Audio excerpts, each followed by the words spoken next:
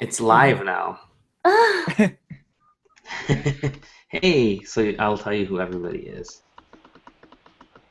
Hello. That's Sam. That's Tom. Hello. Hi. I'm gonna just post a link on the site or online.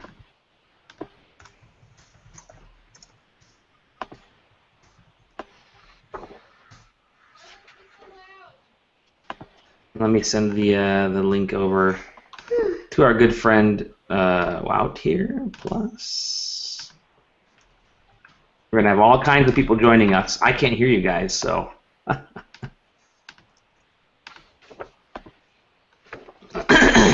right. So why don't you announce why we're here? Oh, well, you see, we're about to celebrate the 7th birthday of the SideQuest. The SideQuest is the podcast, but what's the website? Oh. SideQuesting. Oh yeah, SideQuesting. And what do we have here? Here we have the SideQuesting cake. And who decorated the SideQuesting cake? All it took was me and my decorations. You and your decoration skills? Okay, I'm gonna light this up. And Stay away from the fire. All right. Look at that. It's an actual gosh darn candle with a 7 on it. What are you gonna say? Happy birthday? yeah. Okay, blow out the candle. Wow, that was really interesting. Do you want to have the first bite of the cake? Don't tell Mama. All right. I'm Father of the Year. There you go. Have a little cream there. How's it taste? Thumbs up. All right. Well, you gotta go to bed, and I gotta start the SideQuest podcast. Okay. All right. What do you want to tell everybody before you go? What should they watch or listen to? Your show. What's your show? Oh yeah, you should probably go on YouTube and type in Kid and Play and go to channels and scroll down a bit and you'll find my channel. Yep. There you go. All right, hun. I will see you later. Have a nice sleep tonight. Okay. Okay. Say bye to everybody. Bye. Oh, we're tangling. Okay, go. You can go now. See ya. Have a nice night, hon. Alright. All right. That was Eliana from Kid and Play, a.k.a. my daughter. Oh, and Wout's joining us. He just missed my kiddo, but that's all right. Oh. Welcome to the SideQuesting 7th birthday bash. We're going to have an awesome show, as you can see by the wonderful gentlemen that have already joined us, or joined me. I feel so privileged. But Sam, Tom, Wout, how you guys doing? Hey, what's up? How are you? We're going to have a ton of people showing up throughout the evening. I don't like people. You hate people. I'm going to eat cake, and I'm going to drink some Fireball whiskey. So that's always... We're not sponsored by Fireball, but we drink it a lot. Okay, I drink it a lot. I'm Are you a sorority girl? Yeah, I'm a sorority girl. I'm prepping my bladder for PAX, really, is what's happening. Oof. Yeah, that's the thing. So, yeah, first of all, I can't believe we actually made it 7 years. Like, I haven't sold the website, haven't shut it down, haven't gotten divorced or anything because of it, haven't lost my job, almost lost my job. But You made it way longer than most small businesses, dog. I made it way longer than most small businesses and most video game websites, apparently. We've outlasted game trailers and joystick. That's like the wrong, it's like horrible. But we're going to have it. Gonna slap you in the mouth. Yeah, he will. He'll give me a hug at PAX East, but then he'll slap me. PAX East is next week. Good Lord. The appointments keep coming in like crazy. And yesterday and today has been obnoxious. Have you guys been getting my emails too? Dude, my Thursday is basically blocked up. Me too, yeah. Sam, there's a bunch of stuff. If you're looking for things, there's a few that Friday, I mean Friday. So. Okay, I'm saying Friday, Friday, yeah. I was like, Thursday. There's no show Thursday. That's when we're getting in. I've been slowly starting to trickle my way through that stuff and Cool. signing up for things. So my Friday is also pretty booked. Trying to spread the love Same on here. Saturday and Sunday at this point. Front loading is so for folks that are going to PAX for the first time or going as media for the first time. Front loading I found to be really good because get all your appointments out of the way. That gives you a chance to kind of walk around while you're running from appointment to appointment, try to see something cool. on that Friday, and then Saturday and Sunday you have a little bit more time. Keep it open to actually sit down and take a look. What? Scheduling thing I learned: don't make something for first thing in the morning, because then you get angry text messages from Evolve PR guys because you're late and they don't know where you are. They don't know where you are. Yeah, exactly. And I'm like, oh, okay, I forgot about this. My bad.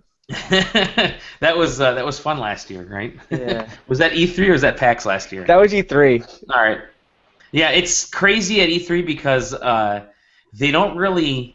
PAX, at least there is a media like hour before everything else, but at E3, wonderful. Yeah, it's so nice. Except Friday, at least it is. By the way, I signed us all up for the Behemoth booth, which means we're gonna get snacks there. But I'm shameless in saying it.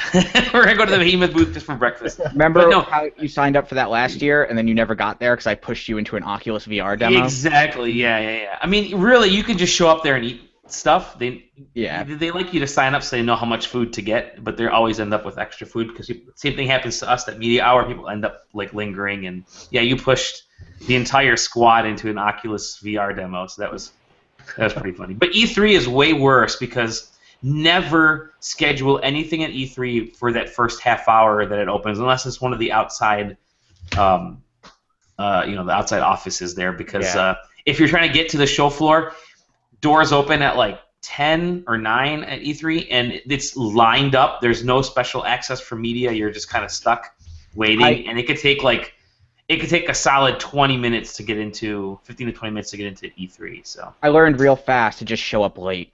Yeah, exactly. Don't try and get there early. Like just show up late and walk in. Yep. Don't worry about it. They're used to it though. But Wout, are you gonna be able to make it to E3? I know you're trying. I hope so. Yeah. It's all I need is a ticket, man. We're just putting our applications in this week. I think so. Should be all right. We're getting in a few more. I think applications are through like middle of May or something like that. But, but we're trying to get a few more passes here. So. It's nice. I've mentioned before. It's nice to schedule ahead of time. You can schedule on site, and they don't frown upon that by any means. But it's nice to schedule ahead of time so you don't have to worry. Yes. Because there could be a line on site, and you're screwed waiting to check in and register, and if their computers go down, and not that they have. They've always been phenomenal people. We love you, E3 folks. But so.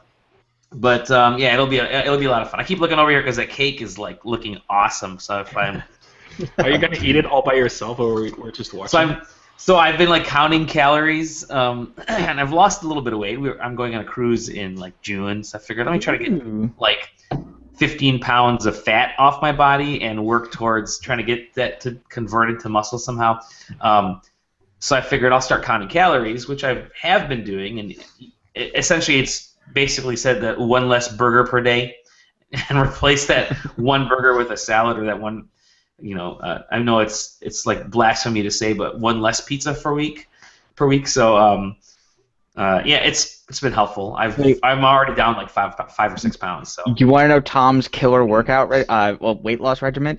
Work all the time and don't eat because of it. Are you blaming Jake Baldino because of that? No, I'm blaming like my 9.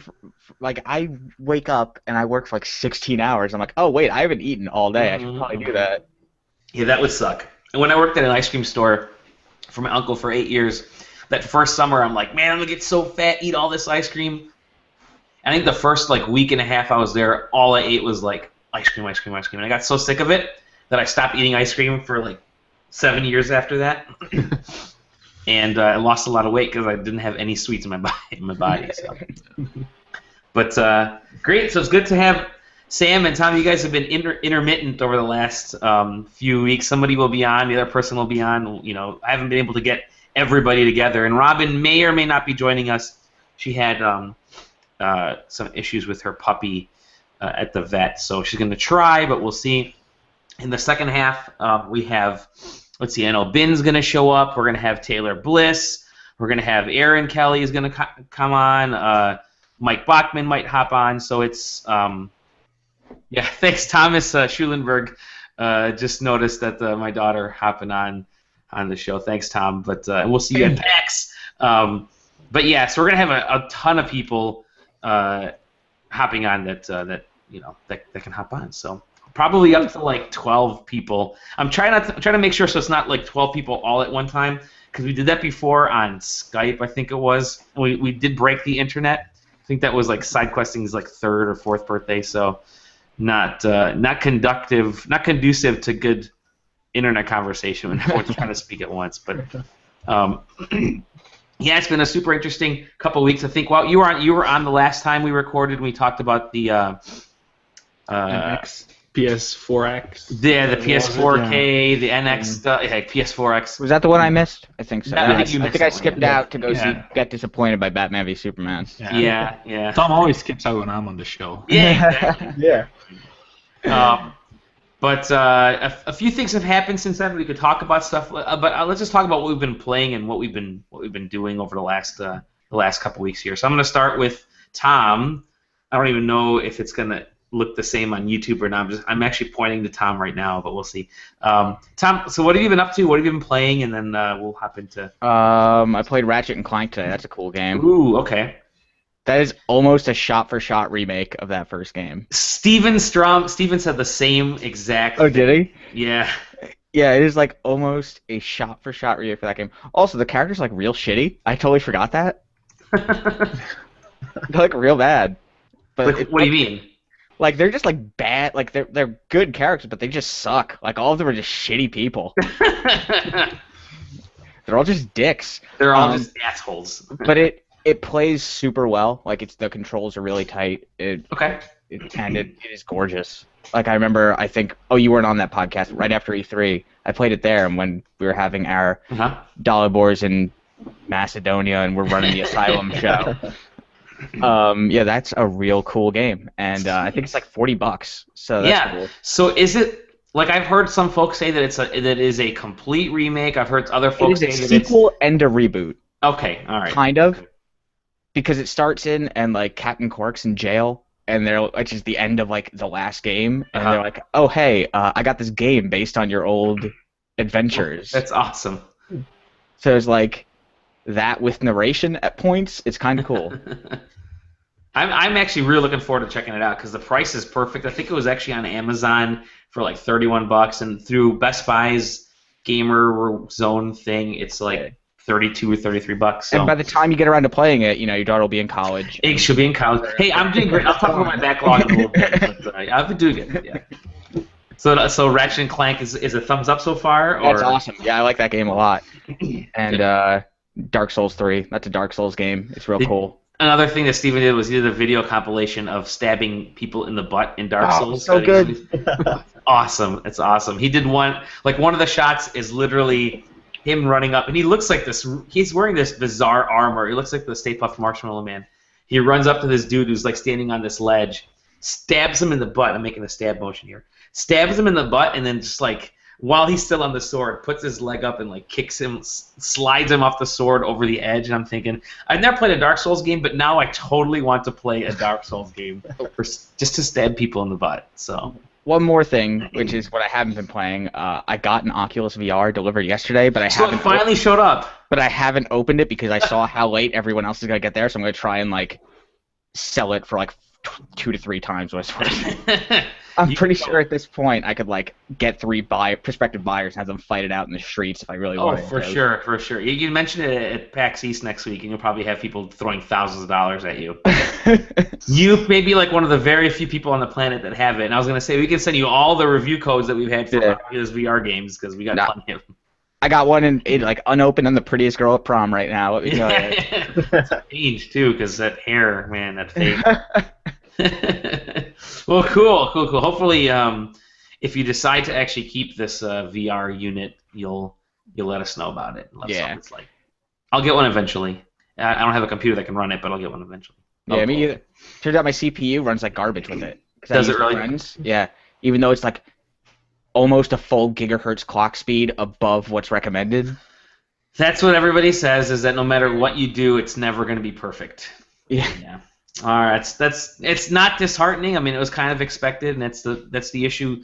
That's like the one-ish big issue with PCs is that everything runs differently on every computer. So there really, as much as they say there is a standard, there really isn't a standard. So Cool. Okay, wow. What have you been playing? I'm curious.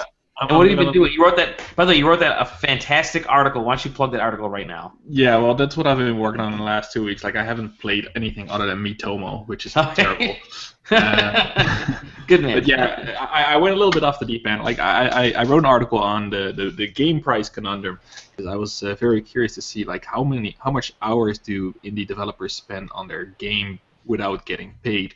Mm-hmm. So I just tapped into that, and I got these crazy numbers. So I got to talk to like 3 different developers, and it was super cool to do. But it was like a 3,500 word article that's cost me 2 weeks to edit and write and do the interviews. But very cool. It was very well received. I think now with VR, it's such a brand new space. So the game I was writing about, the gallery, it's a 2-hour experience, but they charge $30 for it.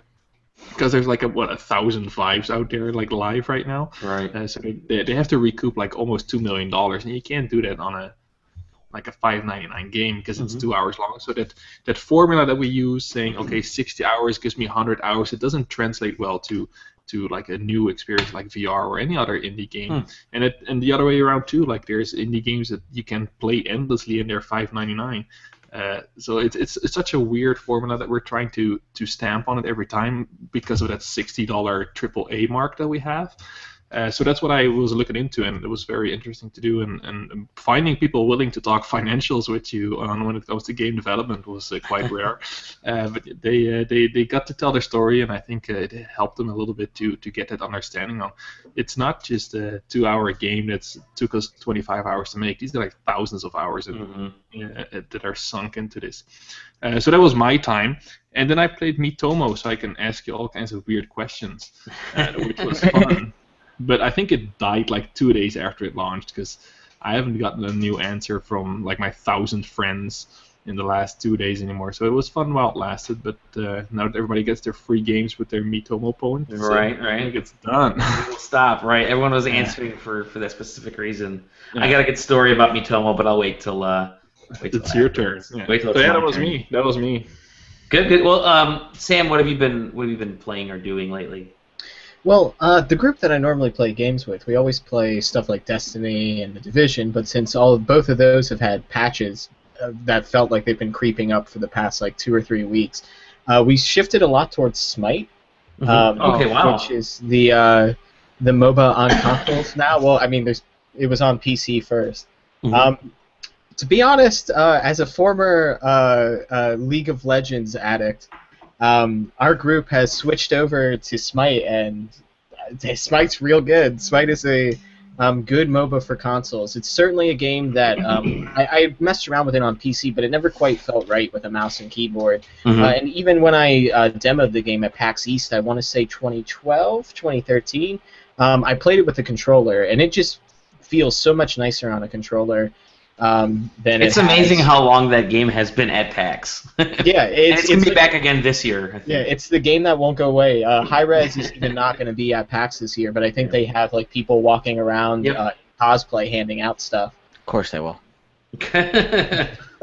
Well, Sam, that's what they say is like, hey, when you want to get off, kill an addiction, just replace one drug with a different drug. I just replaced smoking cigarettes with vaping, essentially. Oh, that's worse. Somewhat.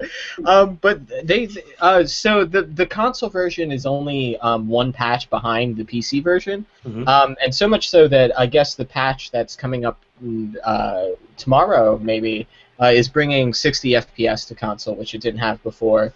And a bunch of other like features that are just to make it play a little bit nicer on console, since you don't have a mouse and keyboard to scroll through all the menus and whatnot.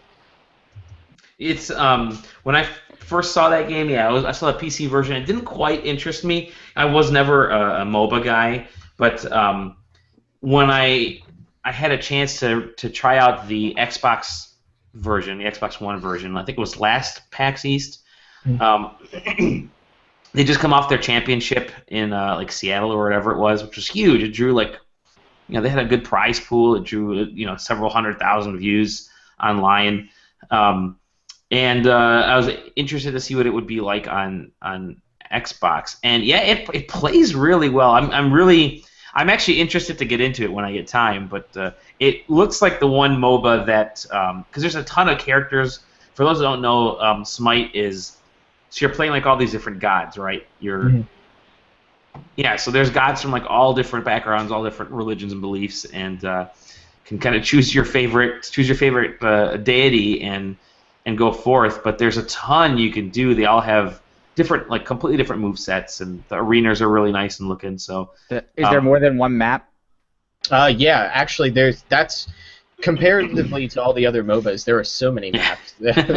Then so many different. There's like 3. It's amazing. Well, I think there's actually like 5. I want to say, including like some of the modes have like 1 or 2 different maps that can be played on. But there's where normal MOBAs always have like the 5v5 mode or maybe like a 3v3. This has everywhere from 1v1 stuff to 5v5, 4v4, 3v3, like all random characters in 1 lane, 3 lanes, 2 lanes.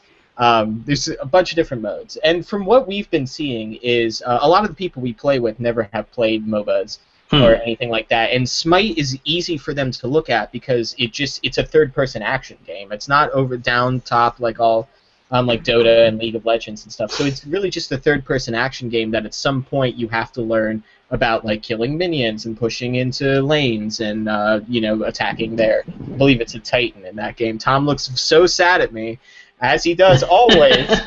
Whenever any game you like is talked about, he becomes so sad. So hearing you talk about MOBAs, I now know how like when I would be in a supermarket and I'd see a grandma having her grandson tell her all about Yokai Watch.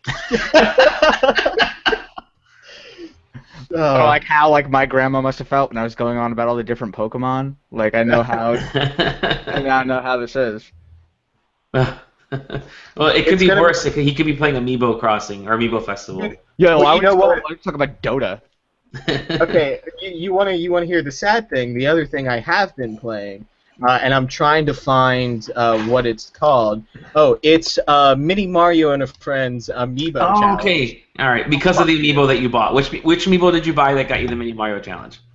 Which I was surprised. I bought the Timmy and Tommy Animal Crossing figure. I own that one. That's a solid piece. That is a very nice piece. That's a solid Amiibo. Yeah. But none of the other ones that Tom has even seen. I have 3 Amiibos on my desk at work. I don't own any games that use Amiibos. Well, now you do, kind of. Yeah, you could. Yeah, and that's just basically like the Mini Mario games that you've all played in the past, maybe, or at least you've all played in the past. Yeah, you've all played in the past. Everybody's favorite Mini Mario challenge games. I think they've been downloadable titles for the DS line of systems for a while. They were available on like Game Boy Advance as well, so. Oh, okay. 10 years plus. Yeah, and all this one is just the same thing, but you scan in your Amiibo. Only the Mario line, except for Diddy Kong, is thrown in there for fun. You can scan any of the other ones, but you don't get like the specific characters. If you scan in anybody like Bowser or DK or Yoshi, you get their specific moveset for missions. Hold up. It's a Mario game. Diddy Kong works, but Donkey Kong doesn't. Sure. I would say neither. I would vote neither. Since I don't own either of those Amiibo. But, sure. So there's specific areas that you can only unlock. Kind of like Skylanders. There's specific areas that you can only unlock if you have that certain Amiibo. And then those Amiibos get like their own worlds where Peach floats over gaps. Sam, you and I have all those Amiibos. Yeah, we do. I do not have Diddy Kong or Donkey Kong. Oh, really? Okay. But I do own everybody else that's compatible with this game. Okay. I can clarify and confirm. Yes. You can confirm. I guess so. The game doesn't actually come out until the end of the month. I want to say the 28th or so. But if you buy a supported Amiibo, which all of them are supported, you get a download code for the 3DS and the Wii U version of it. I believe it'll be free anyway once the game actually comes out. And yeah, I think it's fun. I think it's just a puzzle game that they basically made and were like, well, we need an excuse to give Mario different movesets. Let's just fudge it by saying, oh, well, you can float against gaps if you're Peach, you can wall jump if you're Mario, I'm trying to think. You can eat things if you're Yoshi. And there's certain you can only get this little amiibo icon, which unlocks like levels in the Star World with certain amiibos. So even if you're able to clear a level with Mario, you have to have the Yoshi amiibo to eat these monsters to get the Yoshi icon, which unlocks a level later. So it's interesting. It seems weird that like no one's really talking about it, since this is the like amiibo game that everybody was sort of like clamoring about. Like we need an amiibo game where it uses our amiibos and only our amiibos. Well, it's kind of an amiibo game. It's kind of an amiibo game. Sure, but it's basically like Nintendo's way of listening and being like, oh, you guys want a Skylander like challenge game? Well, here it is. Whether you think it's worth it or not, I guess, is up to you. But it is free, and if you happen to own any of the Mario line amiibos, you can, get started right away. Some of it will be gated to needing certain characters, but any of them can get you through the main levels of the amiibo challenge game. So for anybody that doesn't know, the Mario Mini Challenge, Mario vs. Donkey Kong, that actually showed up. I think it's the pseudo sequel to Donkey Kong 94 for the Game Boy, which is a phenomenal puzzle game and a super worthy successor to Donkey Kong. If you haven't played Donkey Kong 94, I think it's out on 3DS in the Virtual Console. Totally pick it up. It's so good. Have any of you played that game? I don't think so. No. Yeah, I have. Yeah, it's the one that I yearn for. It's one of the reasons that I yearn for a new Donkey Kong game in that classic vein, and because it is such a good puzzle / action type of game. So definitely check it out. Virtual Console has it for like $3 or something. So yeah, I would. That's the Game Boy one, right? Yes. Yep. And I think now with Nintendo finally getting into the modern era-ish with their web store, you can buy it online, and it'll download directly to your 3DS. Ooh, fancy. Pretty amazing. Anything else, Sam, that you've been playing? Anything that won't make Tom cringe? Oh God, I don't know about that. I just want to remind everyone that like time is finite. Like we're all gonna die someday. So, there's so many good things you could be playing. Wait till you get to my list.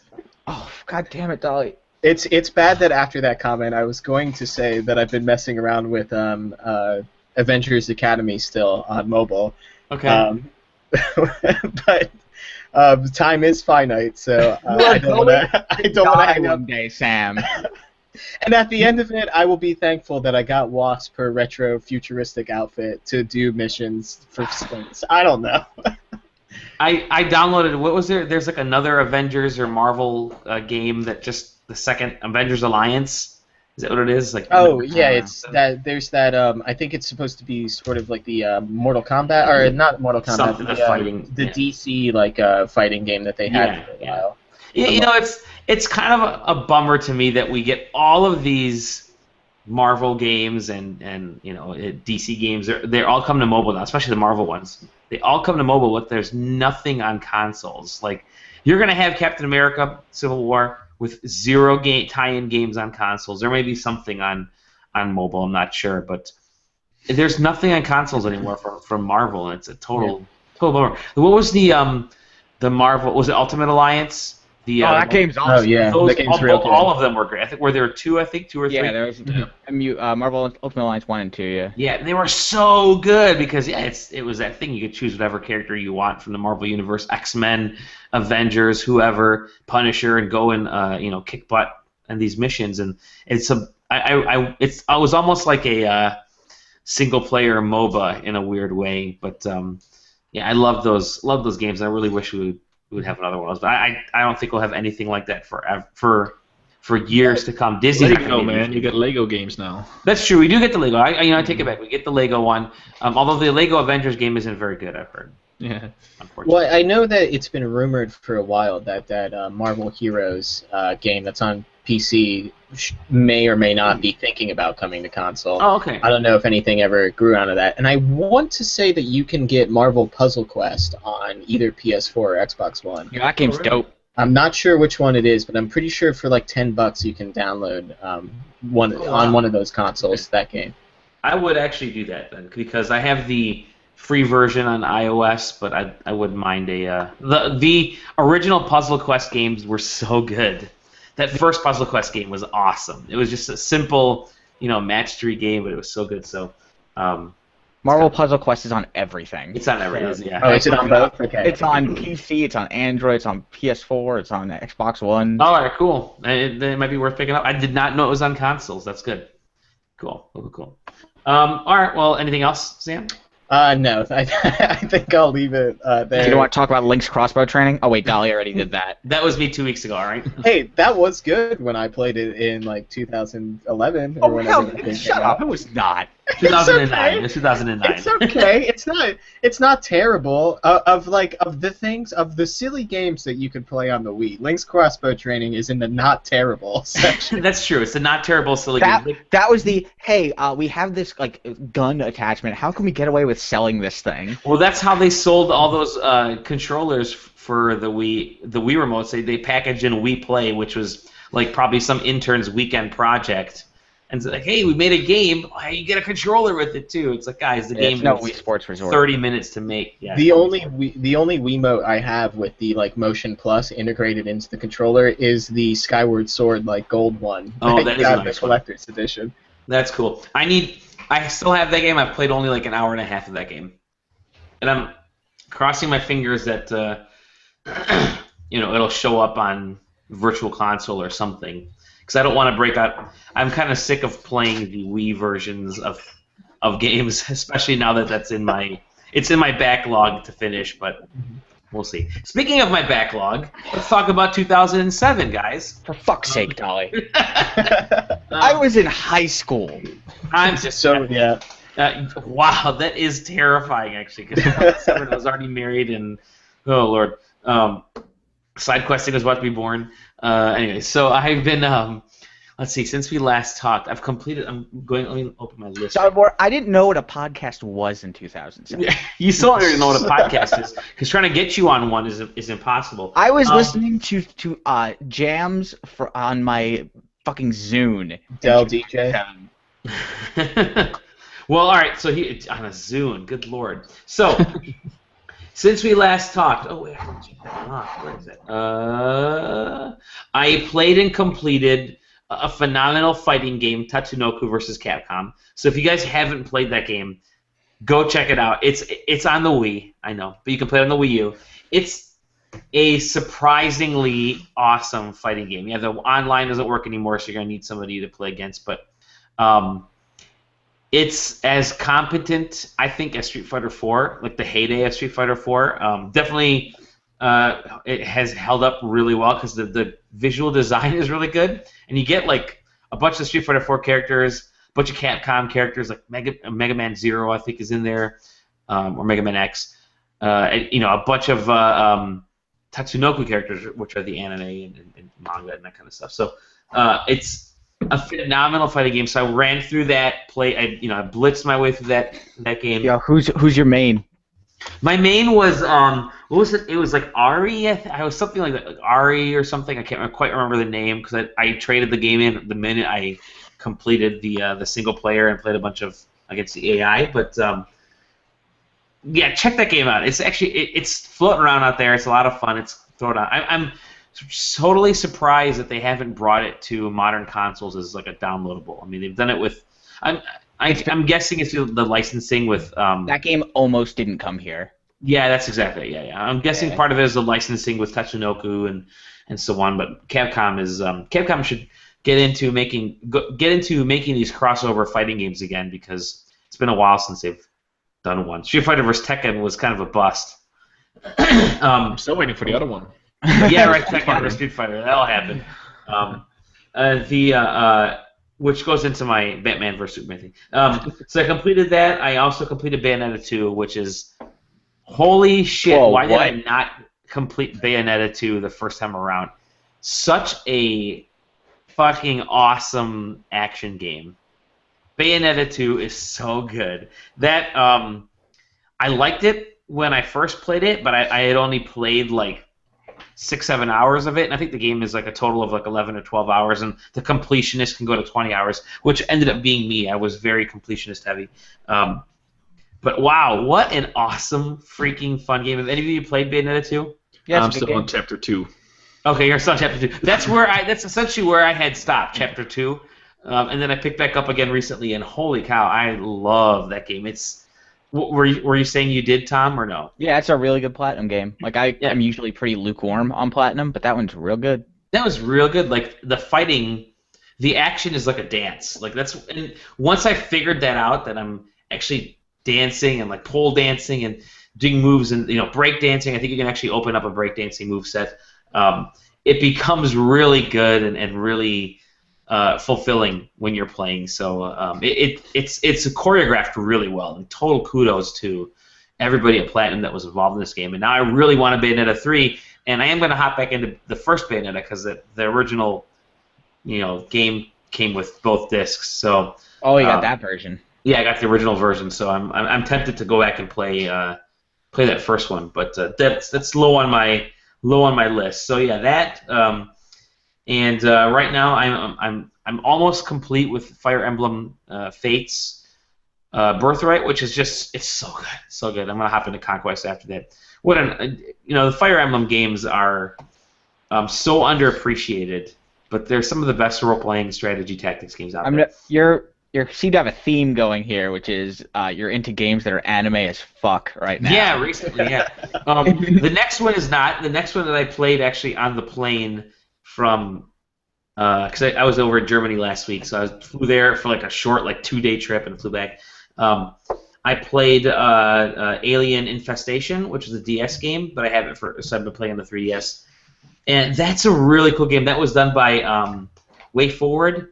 I think they're the guys that do they do a lot of like Shantae and a lot of those types of the 3DS or the DS 3DS games and the side scrolling. They have it kind of figured out, and it turns out to be really really nicely executed. And Alien Infestation is kind of like well, we all know Metroid was a little bit of a knockoff of the Alien movies, and so.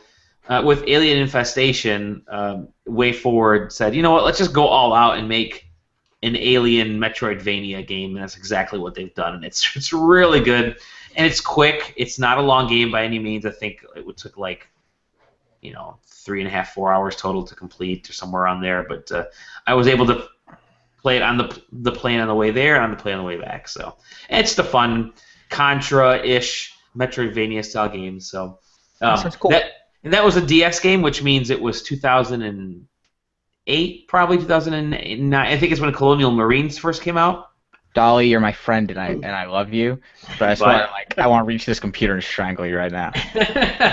But be happy that I'm plowing through these games because I'm. You played a game from 2014, so yeah, I was writing for the site at that point. You were actually. I'll get to that point eventually. I am playing a modern game, so Fire Emblem, of course, is very modern. I'm playing through. I know you guys aren't maybe not into football, but I'm playing through Madden 16, which is holy shit. It's the best Madden game to come out in years, and I've played little bits of Madden here and there over the years, and nothing gripped me at all. But this one is actually a nicely designed. It feels like a video game and not like a simulation. I mean, there are big sim elements to it, but if you like football and you like video games, I think Madden 16 is probably the best one of the last. God, maybe the last 5-6 years at least since early in the Xbox era, before things became horribly annualized. But I'm actually really enjoying that. So my goal is to make it to the Super Bowl and win the Super Bowl, which is what make it to the Super Bowl. So I'm in the Super Bowl, and tonight after the podcast is over, I will gladly complete my mission and check another off my list. So that brings me to around 10 or 11 games from my list, and once I complete, my goal is to complete Birthright or the Fire Emblem before I head out to PAX, and I have 5 or 6 chapters left in that game. So I'm surprised that I'm keeping up pretty well here. I have snuck in a few games like Link's Crossbow Training, and finishing off Tatsunoko versus Capcom, which is very short. But yeah, I've been enjoying going through some of these games. I have also completed Pokken Tournament, at least the single player campaign. But that's a really good fighting game. and I don't know how much Nintendo's going to support it, but a lot of good hats in that game. What's that? A lot of good hats in that game. Yeah. But I have a feeling that game's never going to make a dent in anything from a sales standpoint, but it will be really appreciated in the fighting game community, and I think it already is. It's a really solid fighting game. It's a bummer it won't go anywhere beyond this, but maybe it'll get relaunched when the NX relaunches. Let's root around at PAX and try and find a poke and cash game. Yeah, there you go. Exactly. So, my goal is next to probably hop into the original or the Tomb Raider that was on the 360 and PS4, Xbox One, whatever, the first one. So I think that's probably my next game. You gotta play the Xbox One version because that was free. Yeah. Well, so was the PS4 version. Oh, it was actually free first. I have both of them. So I have them both downloaded. So we'll see which one I end up playing. But after that I might take a couple weeks or a couple months off and then hop into Rise of the Tomb Raider, which I'm sure will be announced at E3 for releasing for PS4 later this year as a Game of the Year version with a bunch of extras and a PlayStation specific thingamabob or something. I don't know. So in 4K. In 4K, yeah, for the PlayStation 4K. Which what did you guys say about that? By the way, I didn't listen. Weren't we saying something like? It seemed like it was very early in the PlayStation's lifespan to introduce another device. I think that was kind of when we were PlayStation 5. Well, I mean, like, if you look at when the PS3 Slim, like, it was about, 2.5 years in. But that's just a slim version, right? And then the Xbox 360 had all those updates with the smaller chipsets. HDMI. They did the HDMI update. Yeah, exactly. The Xbox 360 had a bunch of updates before. Then they got to HDMI. Then they went to the Slim. So it's not an issue doing that. But I think this is a much more considerable. This is like the 3DS going to the new 3DS. I mean, it's just going to be like upscaling, though, right? Right. Yeah, I'm actually okay with it. I thought about it since we spoke last time, and more I'm thinking I'm fine with it. I think a 3-year difference is 3.5 year difference is probably where you want to go with consoles because it's going to keep those early adopters coming back, and you're going to have new people buying consoles. But if you did it yearly like Apple or Samsung or whoever does with like mobile phones, which are more expensive than consoles, they're like double the price of consoles, by the way, and yet people buy new phones every year, every other year. Why? If I can get a 2-year contract with my PS4K and I have to buy games, I would totally do that. Totally, I would do the same thing. Give me a 2-year contract, I'm all in. So at most it's just gonna upscale, right? Like there's no way it's rendering natively. Right. Yeah. I think it'll upscale and. Because at the office, I've been using a computer with 3 980 Ti's and like this crazy 8-core processor, and that can't push 4K consistently at like 30 to 60 frames. It's going to be interesting to see what happens with that. I'm excited now because I think that it will come with. New faceplates? I know, I'm very excited. New faceplates? No, right. Remember the Xbox 360 faceplates? Those are the wooden faceplate. That was awesome. I'm okay with it now. Actually, the 4K. I think that's totally a fine, an okay device. And I think in my thought process, it's confirmed. And the reason I say it's confirmed is because not a single person from Sony has confirmed or denied it, which I know the company line is we will not comment on rumors, and I've actually had a couple rumors come across my email and my desk that turned out to be true in a way, but Sony would still say we're not going to confirm rumors and blah blah blah. So they don't want to talk about it, but I think in this case the silence is really deafening because it's got to be coming. I mean, Patrick Klepek did a great job at hunting down the data and the information, and it's been verified and confirmed by a couple other sources. So I mean, if it's backwards and forwards compatible, I think you're okay. There's no issue. You can buy a game that works on the PS4K and still works on the PS4 and works on the PS4K 2 or whatever they call PS5.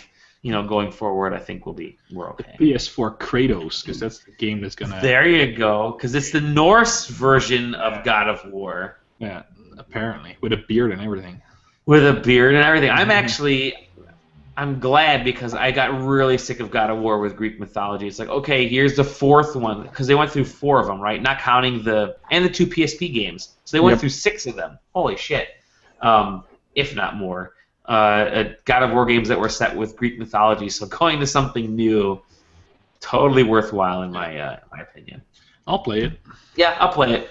I like stupid action sometimes, especially after Bayonetta. If they can get some of the nice craftsmanship that went into Bayonetta, that would be awesome. Ollie, did you play Metal Gear Solid Revengeance? Sorry, Metal Gear Rising Revengeance? I have it, and I'm staring at it, but I haven't played it yet. And I have that. You should play that game. Okay.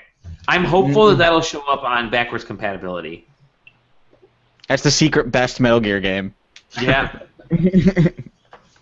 Anyways, so our a friend of mine not a friend of mine, but a mutual follower, Emily Rogers, who you know of, she's a Nintendo tweeter, a Nintendo fanatic, and she's kind of in the loop with a lot of Nintendo stuff. Just tweeted that live, we're doing this live, folks.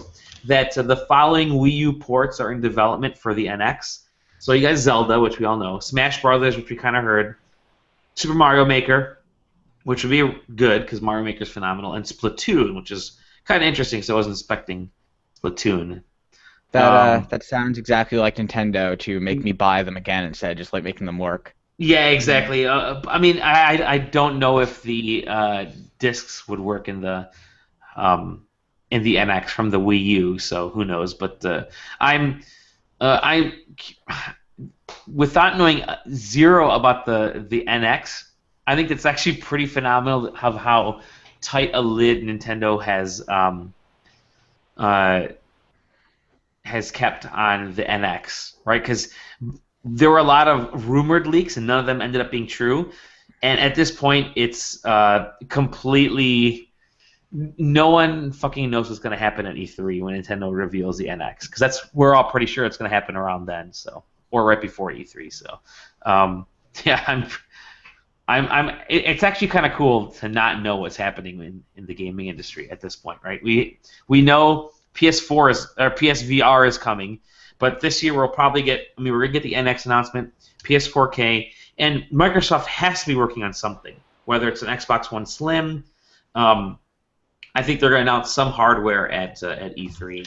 Yeah, I saw some rumors about a new chipset that resembled the Slim version. Okay. But I'm not sure. It's I think a Slim is probably the right direction. I think that's what they'll do, and I actually think they'll be able to bring that price down even more beyond the $299 that they're at right now. Maybe they're gonna launch the Xbox 1080p. Yeah, there you go. The Xbox finally 1080p. Needless burn. Yeah, right. But maybe they'll do Connect 3. Oh yeah. Possibly. Why not? I'm going to send the link out to a few folks here to see if they can add hop into the podcast. But so what else has been happening? In gaming in your guys' lives. What's going on?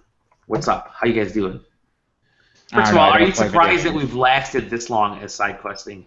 I'm totally surprised, to tell you the truth. I had nothing to do with your success. So. Just being a friend of us is more than enough. So worth it. So worth it. What else? Let's see. I'm actually thinking back on side questing. So for people that don't know how it started, sorry, I was just tweeting the link out to a few folks. How it started, because I've been asked this question a million times. How does side questing start? We gotta talk about JPEG stuff. Okay, yeah, we'll talk about JPEG because it was JPEG. So this is great. The JPEG, which was it was essentially a NeoGAF for joystick, right?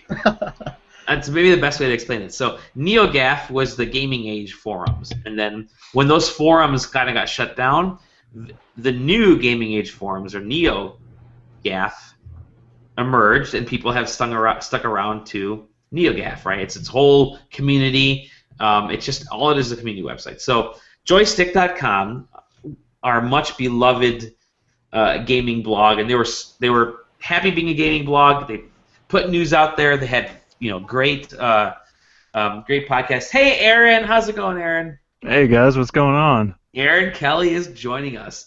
The rare occurrence. The rare occurrence, yeah. A much capped Aaron Kelly. You're wearing a nice skull cap there. I was just explaining how side questing had started. So yeah, we were a bunch of us were fans of Joystick, and so it was a few folks created the Joystick Podcast Appreciation Group on Facebook, and I think still exists in a weird way. But all of us, or a bunch of us, joined on there. I still remember episode 0 of the Joystick Podcast, which Aaron and Ryan did a ton of work to pull clips and get stuff together. Ryan sent me a massive multi-page list of timestamps, and I was editing those clips out while I was working a night shift job on a little Chromebook. That's right, and you were sending those clips to me because I still have the Dropbox folder available. Yep. So you would send the clips to me, and I would add them together. And in all actuality, we had so many clips because I tried to cut it down to an hour and 45 minutes because we probably had about 2 hours worth of clips or somewhere around there. There was a whole separate show. There was episode 0.5 or episode Negative World, which I was calling it. But that was awesome. So anyway, so we were all Joystick fans. Can I just ask you one thing? Yeah. Did There's My Steed make the first cut? There's My Steed was on there, yes, for sure. All right, cool. In fact, I think that file is still floating up on Engadget somewhere, wherever Joystick is. And the file is still in Dropbox, so I can just upload it somewhere. Maybe I'll do that. Throw it on YouTube or something. So a bunch of us were in that Facebook group and chatting, and I had always wanted to do a video game website or a blog or something, and I had done a couple other blogs before then, like a car design blog and other stuff, and I thought maybe do a gaming one. And so me and a guy by the name of Matt Joseph were chatting one day, and I had bought the domain name Go Gaming Giant.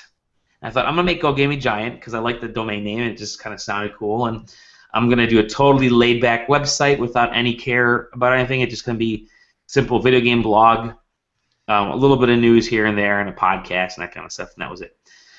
And so we got together, in December or January, put the website up, and he had grand ideas. He wanted to really make it like a big website, a big blog site, and I'm like, that's not really me. So I ended up selling the website to him, and I started side questing instead. Me, Ryan Gann, and actually it was me and Yaniv Pereslavsky. You guys all remember Yaniv, who kept wanting to skin Justin McElroy and wear the skin off as a skin suit. Yeah. Wear it as a skin suit. Yeah. Wasn't he 15 at the time too? He was 15 at the time, which is phenomenal. Yaniv, as a 15-year-old, spoke like all the kids in what was that early night, Felicity and Dawson's Creek.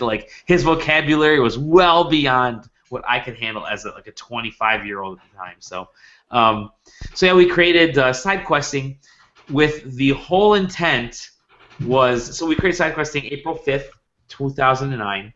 The whole intent was to get to E3. I'm like, you know what? I guess Go Gaming Giant was doing okay. It lasted a couple months. Let me make a website strictly to get into E3 because I read the E3 requirements. It said you have to have a valid website. I'm like, okay, I will create a website, and it has to be around for 2 months before E3 started. So perfect timing, April, May, June. And lo and behold, we made the cut to E3. Side questing was literally created to get into E3 for me, and it worked. I got into E3. I think that was the I didn't have any appointments set up. I just kind of walked around E3 and met a bunch of cool folks and future writers for side questing, and since then we just kept expanding, and then a lot of great turnover over the years, and a lot of writers have come and gone, and side questing has this really neat habit of people join up to write a little bit, and then all of a sudden get really cool writing jobs at really big places. Jordan Mallory was writing for us, and then he went to Joystick, and we had Mike Suzek wrote a couple times for us, Mike Wayner, and now Mike Wayner's doing really well. Steven Strum, I can go down Eric Smith is now writing for his local paper. So it's actually kind of awesome. Like I go through the list of all the folks that have written for us. I'm like, holy shit! I mean, you look at Tom. Tom is doing a lot of video stuff for Jake Baldino, so that's awesome too, right? 2 million subs coming up. There you go. It's all you, Tom. Don't sell yourself short at all. But hey, that place would be on fire if I wasn't there. Exactly. He would have burned that office down like 6 times by now. I'm gonna tweet that out right now. I told him that today. I was like, "Yo, this place would be on fire."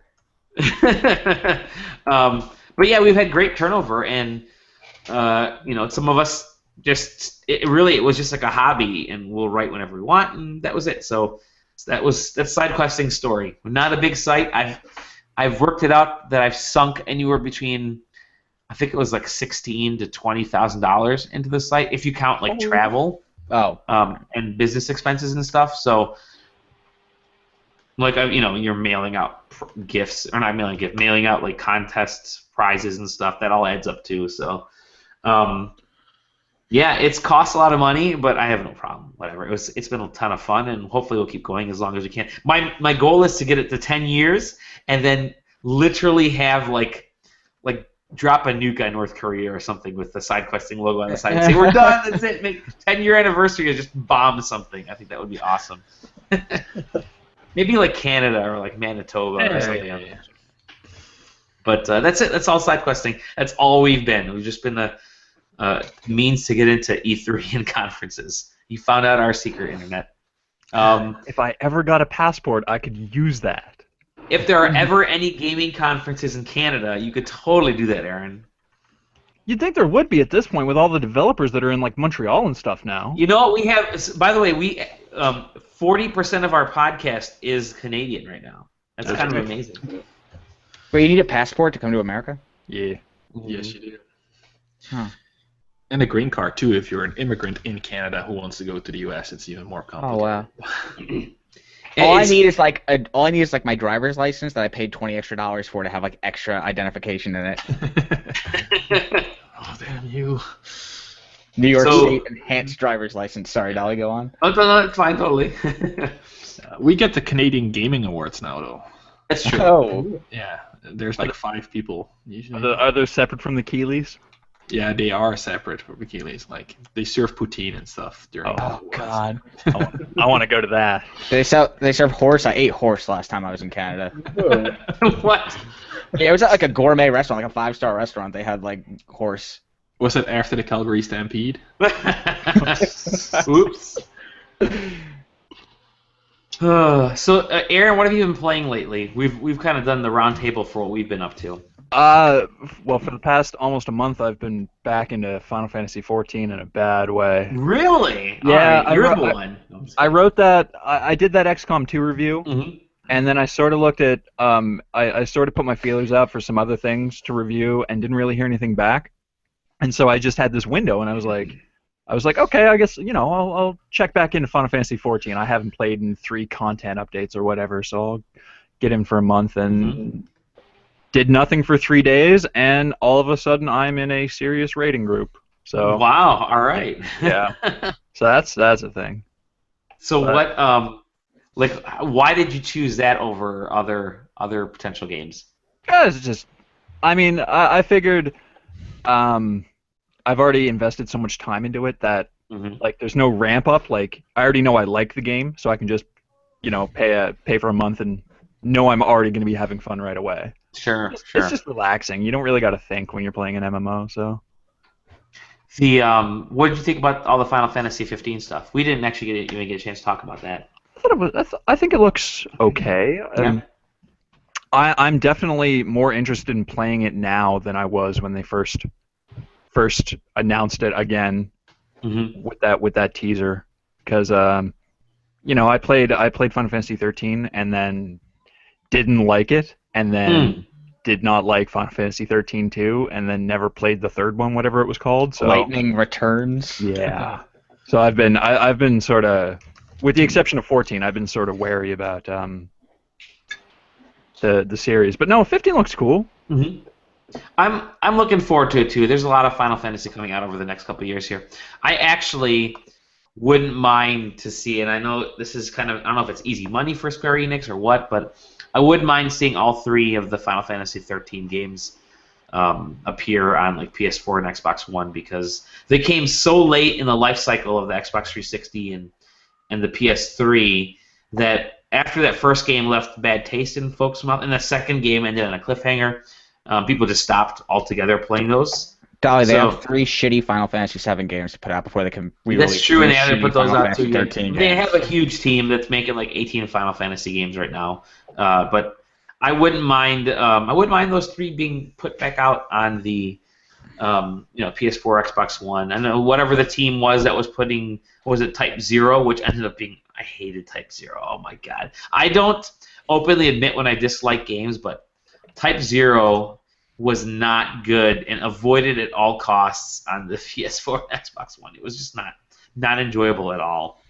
Not at all. But I wouldn't mind seeing Final Fantasy 13. I actually liked that first Final Fantasy 13 after you got past that, like the first 20-hour linear batch. But I don't understand that whole linear complaint, man. Like Final Fantasy X was linear. It was. Well, and now all of a sudden it was a problem. I enjoyed 13. I think it was pretty good. Yeah, me too. It killed my PlayStation. It what? It killed your PlayStation? It killed my PlayStation, yeah. How's that possible? I don't know, man. I moved from the Netherlands to Canada, and as soon as I plugged it up, because my wife didn't have a cool TV yet, so I bought a new TV just to play my PlayStation. Pop in Final Fantasy 13, and it just kills my PlayStation. So I had to buy a new one just to play that game. So maybe I just liked it better than I should have. Just to I beat that game without realizing I was fighting the final boss. Oh really? I got to the final boss in 13 and had no idea that I had gotten so far and beat it, and then the game ended, and I was like, oh. I played Final Fantasy 13 for about 30 hours, and I got to the point where it opens up, and I'm like, yeah, I'm done. Oh, I loved that portion. That was a blast to me. Oh, that's where it starts getting great. I'm like, yeah, well, don't put the good part 30 hours into your game. Well, no, I like that area because I had already gone through the story, and I thought, okay, this is the part where I can actually do some really kind of interesting missions, and that can get pretty. You can sink in like 20, 30 hours just in that area alone. Oh yeah. Well, you get to that area after that whole lead up, and it's like, yep. I don't want to leave. Right, exactly. Yeah, totally. I don't want this game to end. Yeah. It's a huge. It's almost like what's the Zelda equivalent, the overworld, not Hyrule, but what's that? The wide open plain that they have. Hyrule Field. Hyrule Field, yeah, basically it's like Hyrule Field of Final Fantasy. Just tons to do there, but enjoyable. Yeah, I'm looking forward to Final Fantasy 15. I'm sick of the kind of modern futuristic look that they've been going with from I think every Final Fantasy since like 7, except for 9. Yeah. You're not way into zippers. What was that? You said you're not way into zippers. No, I'm not way into zippers. I love Final Fantasy 9. I thought Final Fantasy 9 was fantastic. Second best Final Fantasy game. Yeah. After Final Fantasy 8, you were correct. After 6. Oh, yeah. 8 is still good. But I would love for them to go back to some of the more fantasy aspect of Final Fantasy, because I think they're starting to miss the fantasy aspect of it. That's just me, though, as the old man RPG fanatic. Back in my day, we had dragons you had to fight and imps. Now you're fighting Audi A8s on the road. R8, sorry. Oh, man. Well, cool. I just checked. I was curious. I have been writing stuff for you, Dally, since 2011. Wow! Yeah. Holy cow! Yeah, I started with you guys in 2011, and I wrote that really stupid PAX East guide, which we still regurgitate every once in a while. And it has been downhill ever since for me. Oh my god! I'm gonna take a look. Let's see here. So, I'm going through the list right now. So yeah, Alex Rubens has written for us. Obviously, Robin couldn't make it, but she's still around. Ben Pack, we all know Ben Pack. He's written for us. Bob Ball has written for us. A professional voice actor, Bob Ball. Professional voice actor, Bob Ball. Mike Wayner, Dylan Martin, and Dylan Sabin have both written for us, and they're both off. Rexley has written for us, and now he's doing a ton of stuff with Tom's Hardware. Let's see here. I'm going through this list. I'm like, holy shit! All these people have written for us at one point. Obviously, Jesse Gregory, who we just Sam, you just reviewed his board game, right? Yeah, I forgot about it while we were talking about like what we've been playing because I did connect board game, but yeah, Glorious Space, a really good board game. They've been working on. Yeah, so I'm interested to check it out. I didn't want to be the one to review it because of ethics, so I let Sam review it. But Divor, do you want to get doxxed again? let me get doxed. Yeah. It's not hard to dox me. Trust me, I have my addresses everywhere. It's 1600 Pennsylvania Avenue. But cause I will be president one day. But no, I'm actually pretty interested in this game because I'm looking for new board games and stuff that's not a typical, like Pandemic is interesting, and I have a Pandemic set over here, one of the original ones. Thank you to Chris Grant for sending me Pandemic, by the way, during the Joypag Santa Secret Santa exchange years ago. Which we should do. We should do like a What? We should do a Secret Santa for side questing, by the way. What was the dumbest thing you sent or received through that thing? I never. Shit. Okay, I don't even know who sent it, so pardon. I'm sorry if this pisses you off, but or makes you sad. But I got a little portable. Like this size. It was like one of the Poke Walker size LCD picture frame thing, like a keychain picture frame thing, and I'm like, I will never use this. So as soon as I opened the box and I saw this thing, it just like literally, I'm like, oh, check this out, trash. I felt like such an asshole, but whatever. I was never gonna use it. I sent Ben Pack the entire series of Police Squad on DVD. Oh my god, that's awesome! Holy shit, that's awesome. Chris Grant blew my mind because he sent me, not only did he send me Pandemic, but he sent me a bunch of graphic novels too. Oh, just like $100 worth of crap right there. What? So the year I totally ruined, did the shit job for Ben Pack, I got Bob Ball, and he sent me like a Bim Bam Love Goose. Oh, that nice. was signed by everyone, and like a box the size of like, it looked like the size of like a computer monitor comes in, just filled with shit. Do you remember the when Bob Ball was at PAX East as the dinosaur? Anybody remember that? I think it's actually on YouTube somewhere. But Bob Ball dressed up as a dinosaur and snuck his way into the Joystick podcast recording at PAX East, and it was pretty funny. That's great. But yeah, anybody else get anything from the Joystick exchange? I don't remember who I sent to, but one year all they got was like just a hodgepodge of different things I could find because I was a very poor college student at the time.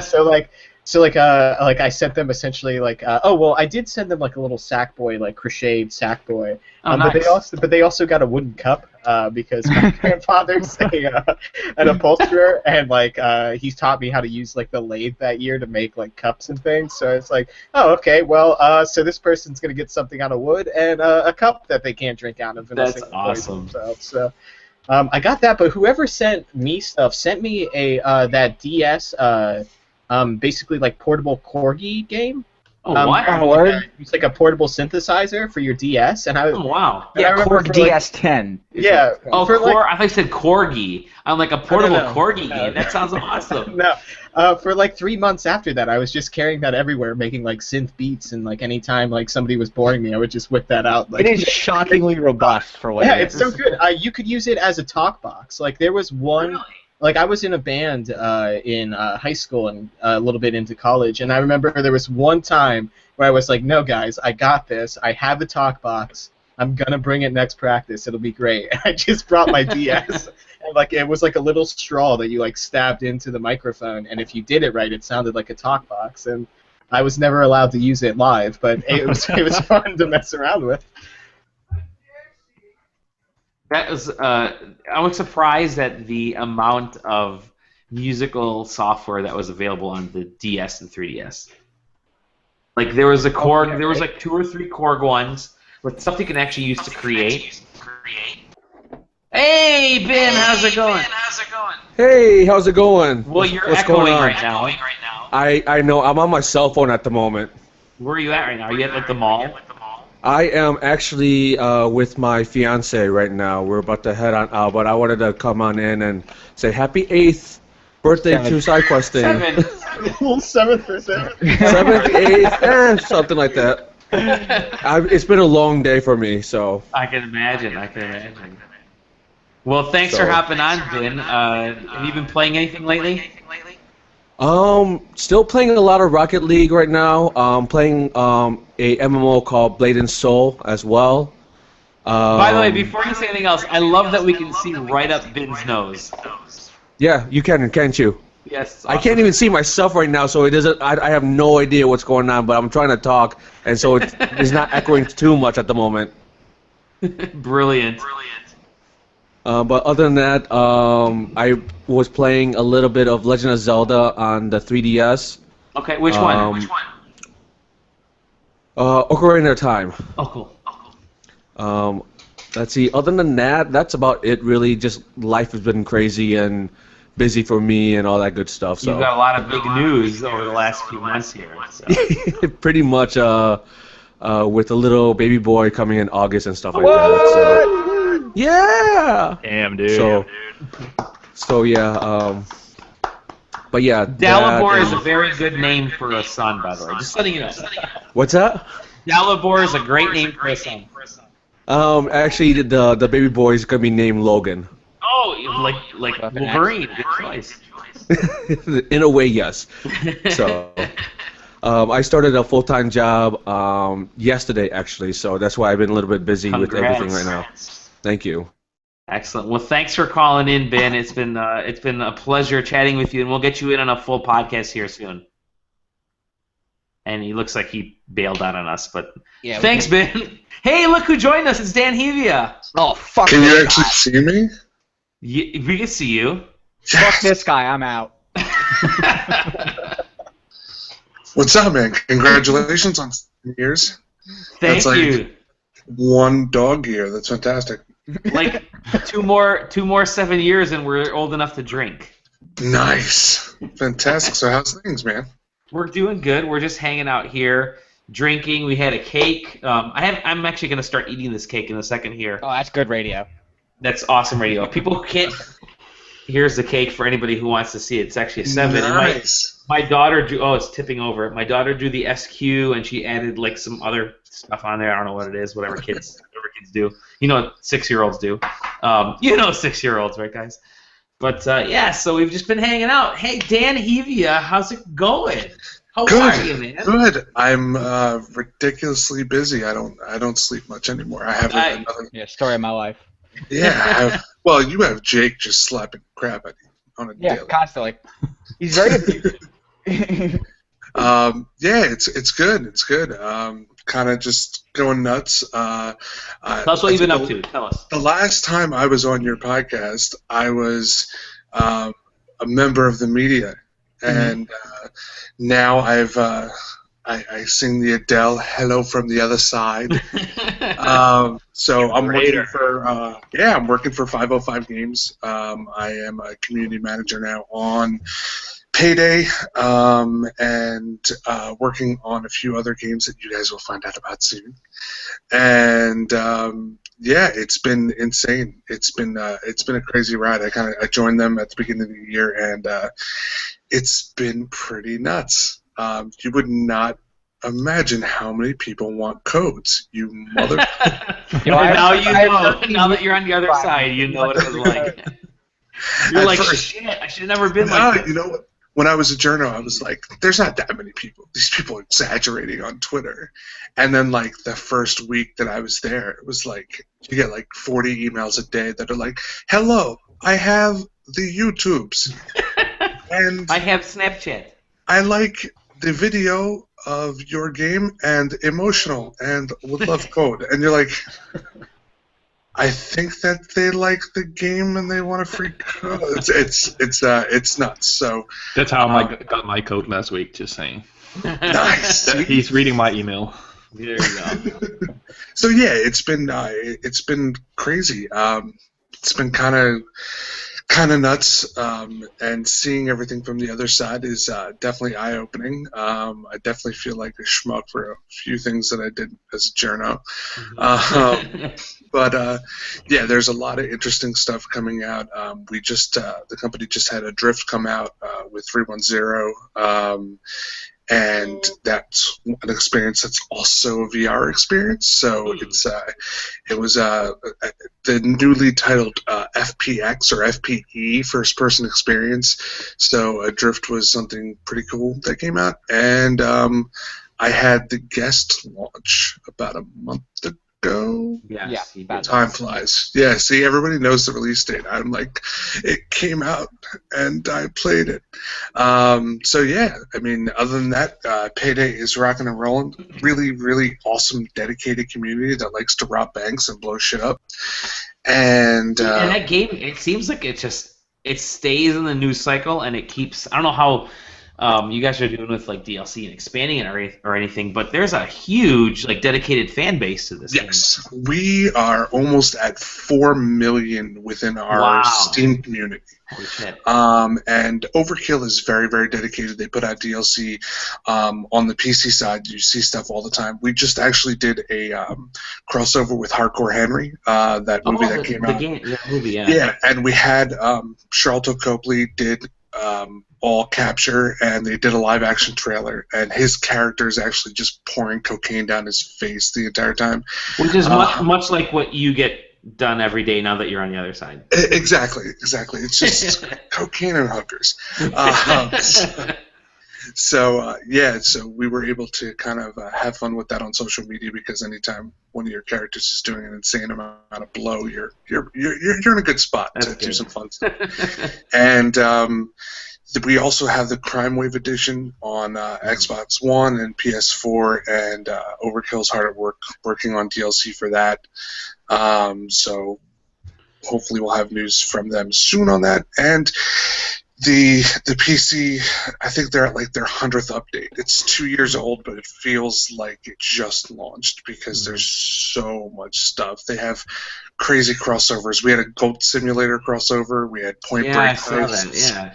Yeah, so it's nuts, and we don't have a booth or anything at PAX East, because when the game's 2 years old and you're putting out DLC, there's really not a reason to have a booth. But I will be in Boston. Ooh, sweet! I am bringing fat stacks of Payday cash. So if anybody is cosplaying as a Payday character, I'm making it rain. There you go. You guys heard it. You guys heard it kind of first-ish. On SideQuesting, come dressed as Payday, cosplay, and you will get some fat Monopoly money for the game. I will throw it all over the place. So, we saw these dudes at PAX last year, Dolly and I. We were walking down the street, and there were these guys just walking out as Payday cosplayers, but they still had like their guns out and the masks on, and these guys are gonna get shot dead. It's nuts, because a lot of people do. We've seen. People send us stuff all the time, and it's like people will do professional photo shoots with Payday cosplay, and they'll and it's guys and girls, and they're doing, whether it's Dallas, whether it's Hoxton, Clover.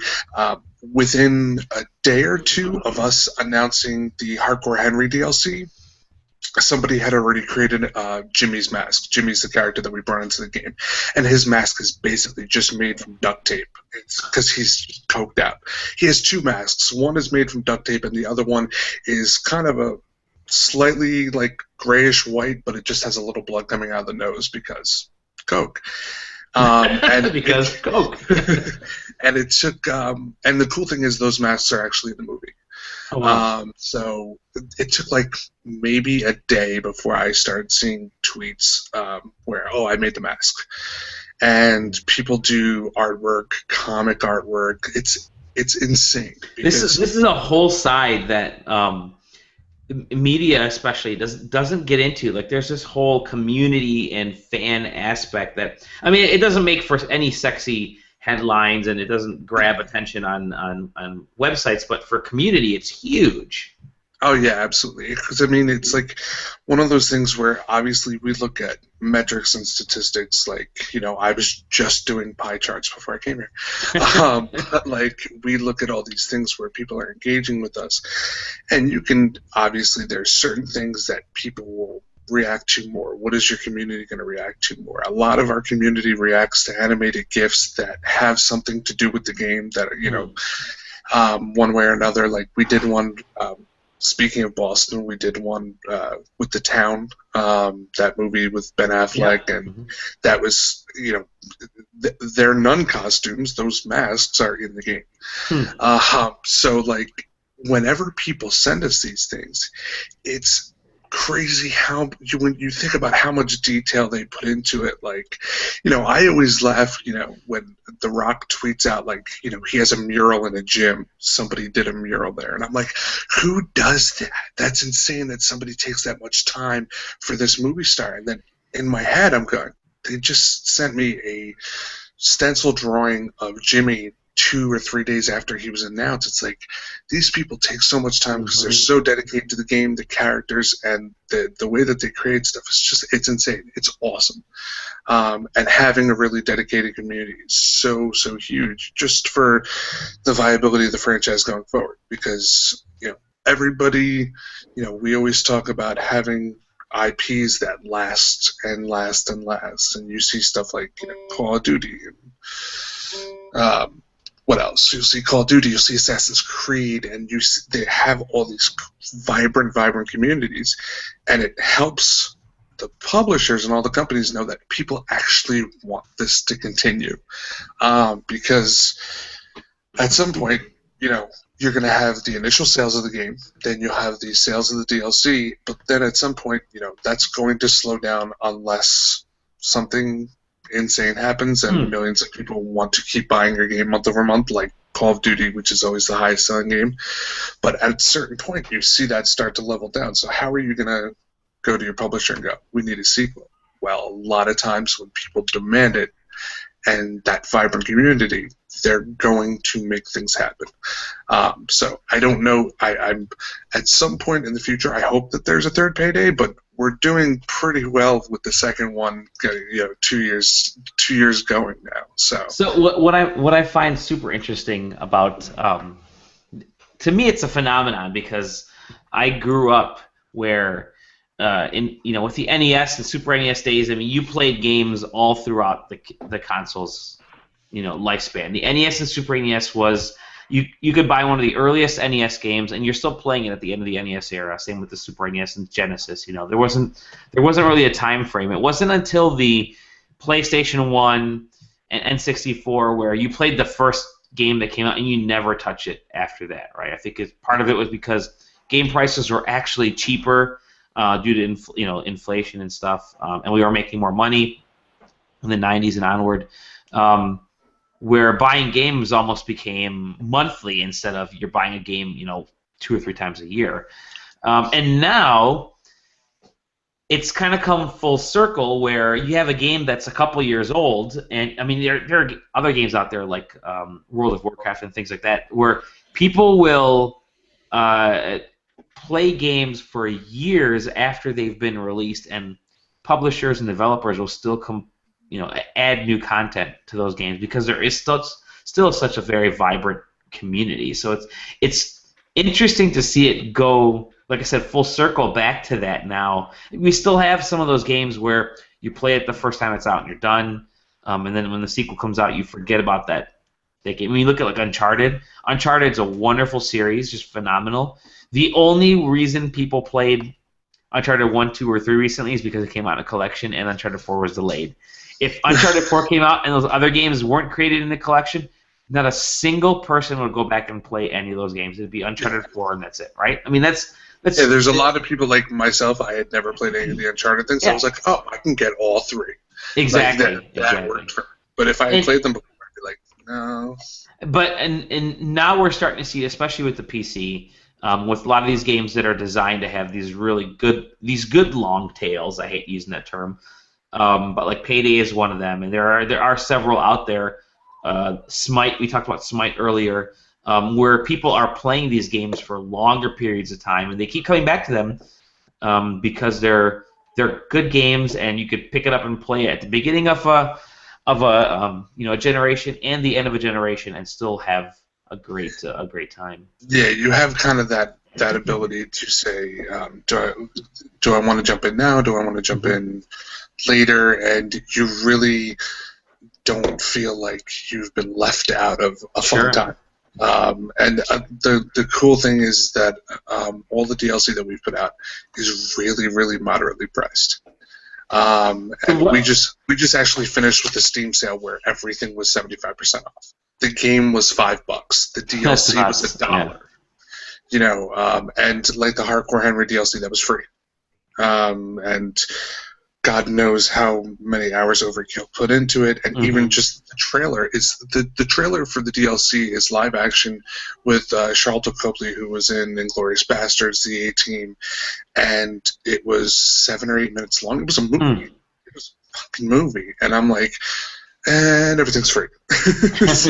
So like, Overkill really cares about getting stuff out to people, and the only kind of delay that we've had is DLC on the consoles, and because it's a whole other beast that you're working with. It's you have teams of people that are doing the DLC, and then you have teams of people that are working with that DLC and trying to get it to consoles. So eventually we'll have some stuff there that I think people will be really, really happy with. Although their patience has been tested, and we definitely know it, but it's something where I think the ends will justify the means. So what's it been like going to the quote unquote other side now?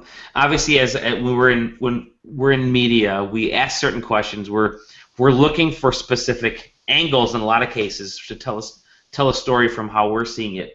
And publishers and developers don't always see it that way. There's huge stories and huge development processes that go into creating a game. I mean, creating a piece of DLC, for a lot of people that don't know, is a lot of work, especially if you're tying in the licensing aspect, and you have to, you're meeting with the rights holder, the IP holder, to make sure that whatever it is that you're creating, I'm kind of pantomiming over here, whatever it is that you're creating meets their expectations, and it fits into your expectations as a publisher or developer, and what the community wants. So there's a whole big aspect there. But so what's it been like going from someone who just reports on this stuff and maybe grills developers to being the one that's sort of getting grilled and having to answer these questions?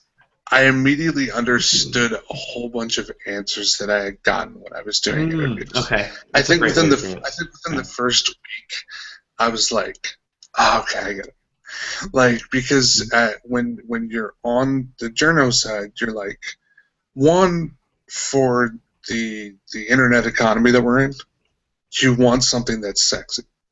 So if I'm giving you a demo of a game that, isn't a shoot 'em up explosions and doesn't have a huge name behind it, I'm gonna give you everything that I know about the game and everything that I can give, and I'm gonna basically I'm gonna sell the game as much as I can because I love the IP and I want to see it do well. Is it guaranteed that it's going to get press? Right. Like Call of Duty? What? No. You know what I mean? Like, or Call of Duty's a different beast altogether. Like, I think that all of us know that the NBA playoffs come around and we find out about Call of Duty. Yeah. So it's like, so probably it's usually like 2 weeks from now or a week from now we'll probably have the first teaser of Call of Duty in space. Exactly. Right?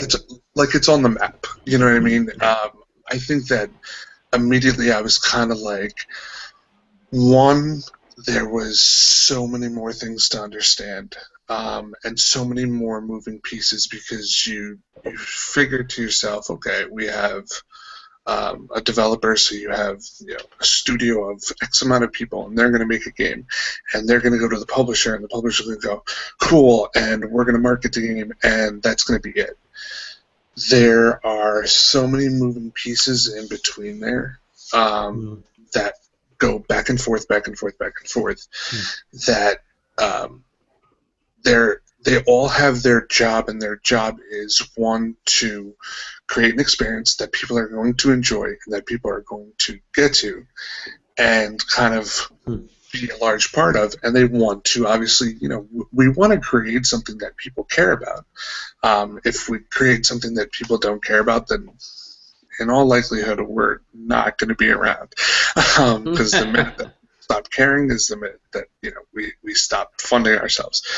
And I think that there's especially kind of the relationship where 505, I mean, we work with a lot of different studios and a lot of different games. So at least on our community side, we have talented people that are working their asses off.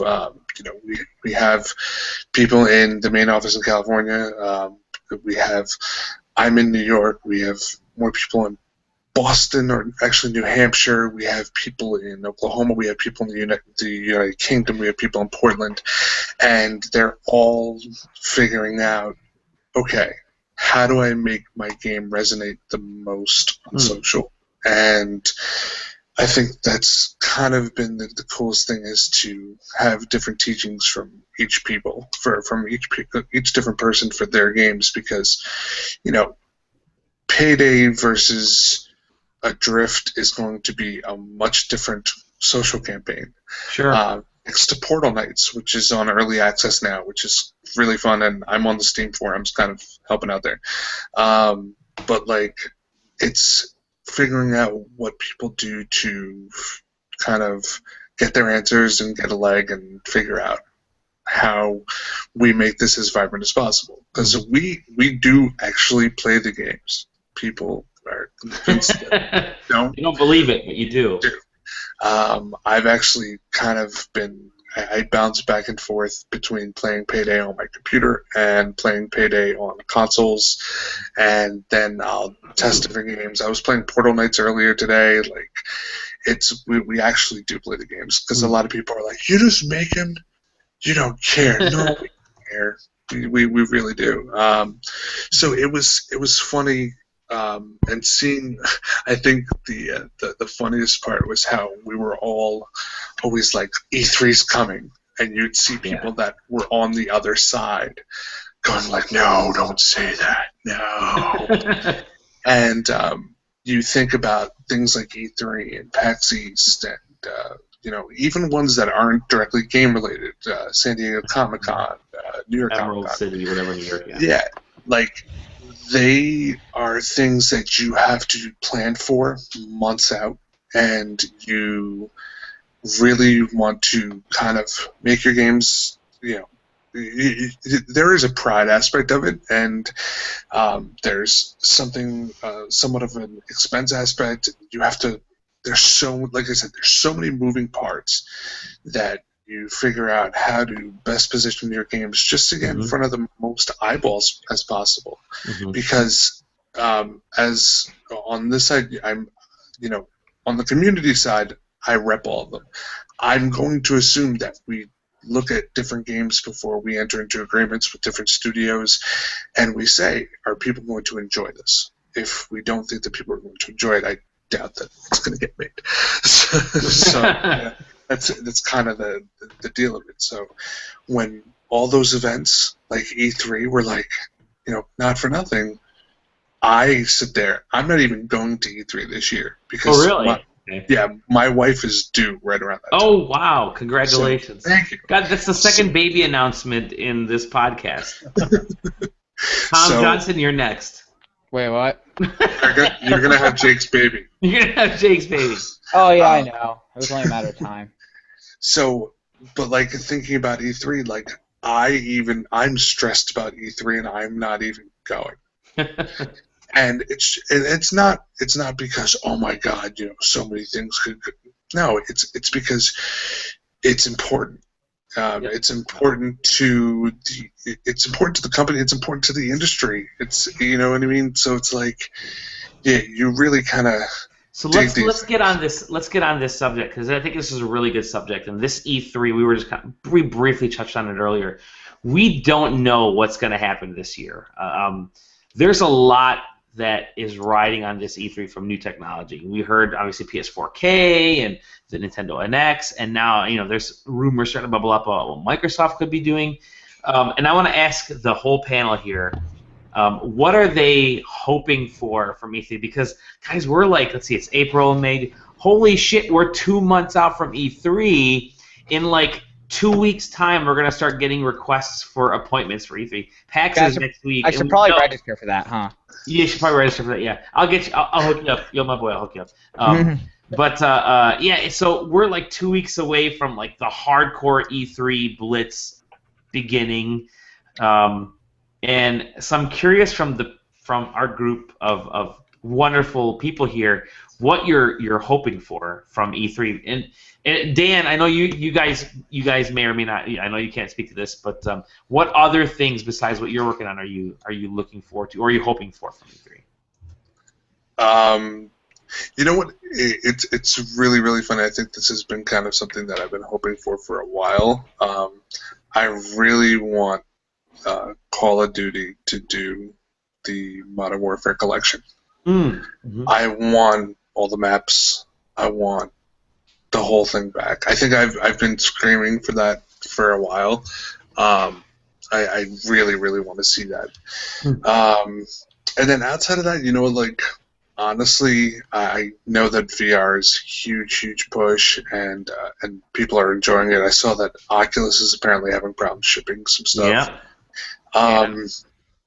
I hope that it stays stable enough, and people bring enough experiences that that VR actually takes off instead of, I don't want it to go out with a whimper as after all, kind of the build up to it. I think that would suck.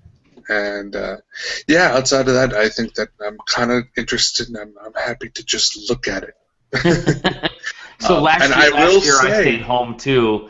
And I was my last E3 as a journalist. Yep, you were your last for E3. This you were actually very website. This SideQuesting website. You were on a couple of podcasts, and we made it legit. But sorry, go ahead. I'm sorry to cut you off. That's right. The last one was this. So, Tom, you could take my media pass this year. I think I actually registered as media before I became one of them. So, I could sneak in the back door and take appointments, but I'm not going to do it. There you go. But yeah, I think that those Dan Backdoor Hevia. I think that's your new nickname. That's sponsored by Pornhub. Sponsored by So yeah, and outside of that, if they do a PS4 and a half or whatever it is, I think that they're chopping their legs off for absolutely no reason, because you have an install base of 24 or 25 million people. More than that now, right? Yeah, it's like 40 million or whatever it is. So you're 40 million people you sold the console to, and then going forward they won't have the top tier experience unless they buy the new console. I don't, it is what it is.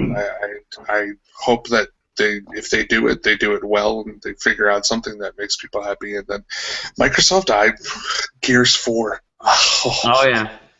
After that video was super interesting from yesterday. Yeah, I had a tear in my eye. I had a tear in my eye just seeing Marcus Phoenix there. That's something that brought me back to games. So I was a lapsed gamer. I was a bad boy, and and Gears brought me back. So it was my brother-in-law made me get an Xbox 360 and Gears. So nice. Long live that franchise. Long live that franchise. Well, I have to say, Mike Bachman has joined us on. Oh, hey guys. The SideQuest. Hi. Yeah, how's it going, Mike? Going good. He was talking about Call of Duty collection, and I got to say, my favorite map that I missed from Call of Duty is Blood Gulch, followed closely by the Facility. I like that one too. I like hiding out in the bathroom in Call of Duty. And in real life, surprisingly. And in real life, absolutely. That's where I play Hearthstone at work. I hope nobody's watching. Speaking of E3, I think my favorite E3 experience was with Mike Bachman when Mike and Ben and I were in a hotel room, and I still remember Mike and I and Ben were all in the media lounge, and Ben says, "Hey, I'm going to this Showstoppers thing where they're supposedly giving out an iPad." Jesus. And we're like, "Yeah, go ahead, whatever." Mike's like, "We should go." I'm like, "Dude, they're not going to get an iPad out of this thing. We should just stick here and finish writing." He's like, "Are you sure?" I'm like, "Yeah, we should just stay here." You're already fucking it up. Is this a family show? I don't know. No, it's not. Okay, cool. No, because you were like, you had an invite to this thing, and you were like, oh, I don't know if I'm gonna go, and I'm like, dude, you already said you don't think they're giving away iPads. Like, Ben's going, I'll go with him, and you're like, yeah, and you never gave me the invite, and then Ben comes back to the hotel room with a fucking iPad. I'm like, God damn it. He like holds up, he's like, check out what I got. He like reveals it out of his backpack. Look what I got, fuckers, and it's a brand new iPad. Ben, I just remember Mike turning to me and just that face of like, it's like I had just murdered his cat. Dude, I will say that like just like 3 days ago, I had finally, I thought about it and I said I think it's time for forgiveness, and then you just ripped off that Band-Aid, and it's all bets are off. All bets are off. Well, how's it? Hopefully you're doing okay now. Besides that Band-Aid hurting a little bit, Mike. Yeah. Yeah. Yeah. How's hair? Yeah, there you go. How is the D&D podcast going? It's going really well. You guys have a ton of listeners. That's awesome. Yeah, it's kind of dumb because it's like how many people will listen to me make dick jokes, and not enough. Like, to tell you the truth, not enough people. For him to talk about brands and like, yeah, I don't know. It's insane. Well, wait. Are you using Sony PlayStation 4 headset right now during this podcast? Yeah. Is that cool? 2 people on this thing? Are you using that too? Yeah, I also am. Oh, wow! Holy shit! Okay. Yeah. Well, I did have like Logitechs, and I had like 3 pair where like they just break at the hinge. And I mean, every time, it's partially because my fucking dome is so huge, but like, that's not bragging either. No. You know what they say about a big dome. No, but like it's like every single one. I had three of them. They all broke at the same exact spot, and I was like, all right. But I've had these for a while, and they work great. Good. I should start using those to plug into my laptop here as well. I just lost a game of Heroes of the Storm like 2 seconds ago because they died like right at the end. You were fucking trolling me when I was playing Hearthstone the other day, but watching me troll somebody else by telling them. So Mike hops on as I'm in the middle of a tavern brawl, and I'm like, the only messages I'm sending my opponent are like, hey, great job, great to meet you, nice effort, while I'm clobbering them. Great job. Oops, sorry about that. So Mike's like, you're fucking trolling him, aren't you? I'm like, yeah. Oh god, because it makes me so mad when people do that. Like I had a game today in the bathroom. Yeah, that's where I play. At the office. Have you ever played like so many games on the toilet at work that like the automatic light switch shuts off, and then your leg falls asleep? And so you gotta stand up, and you haven't wiped yet, and you open up the door, and you're just like doing this like kind of squat stand, just swinging your arm outside the stall so it turns back on. But yeah, no, I had a game where in all seriousness, I had a game where somebody was like, they get to the last one, they've got a whole bunch of shit on the board, and they literally because of your and then they're like, well played, and then they hit me with everything they've got, and I have 1 hit point left. I was like, oh, it's fucking on. And just like destroyed him in the turn after that. And I was like, well played. That's one of my favorite things is when they're clobbering me and they get super cocky. I had one where I was down like 30-4, and they got so cocky, and they could have destroyed me. They had like a 6/4, I forget what it was, but they had a 6/4 character card showing, and they're like, yeah, ha, you motherfucker, whatever, my spells will destroy you. And they don't attack you, and then my very next move was that fucking the card that restores all your life if you have no duplicates in your pack. So I threw that out there, and then I threw like 2 other cards with taunt, and I just obliterated them in like 3 moves after that. And they were down. It went from like 30-4 their lead to like 30-12 my lead, and they gave up. They didn't want to even like finish the match because they felt so embarrassed. It's funny you mention. It's funny you mention that too, because it's really weird that Blizzard has like greetings, well played, like sorry, thanks, and then haha fucking loser. I thought that was really that was really weird. Haha fucking loser. I'm gonna run over your mom. I don't know how that would snuck in there. The powers of the forest will run over your mother. How that worked out.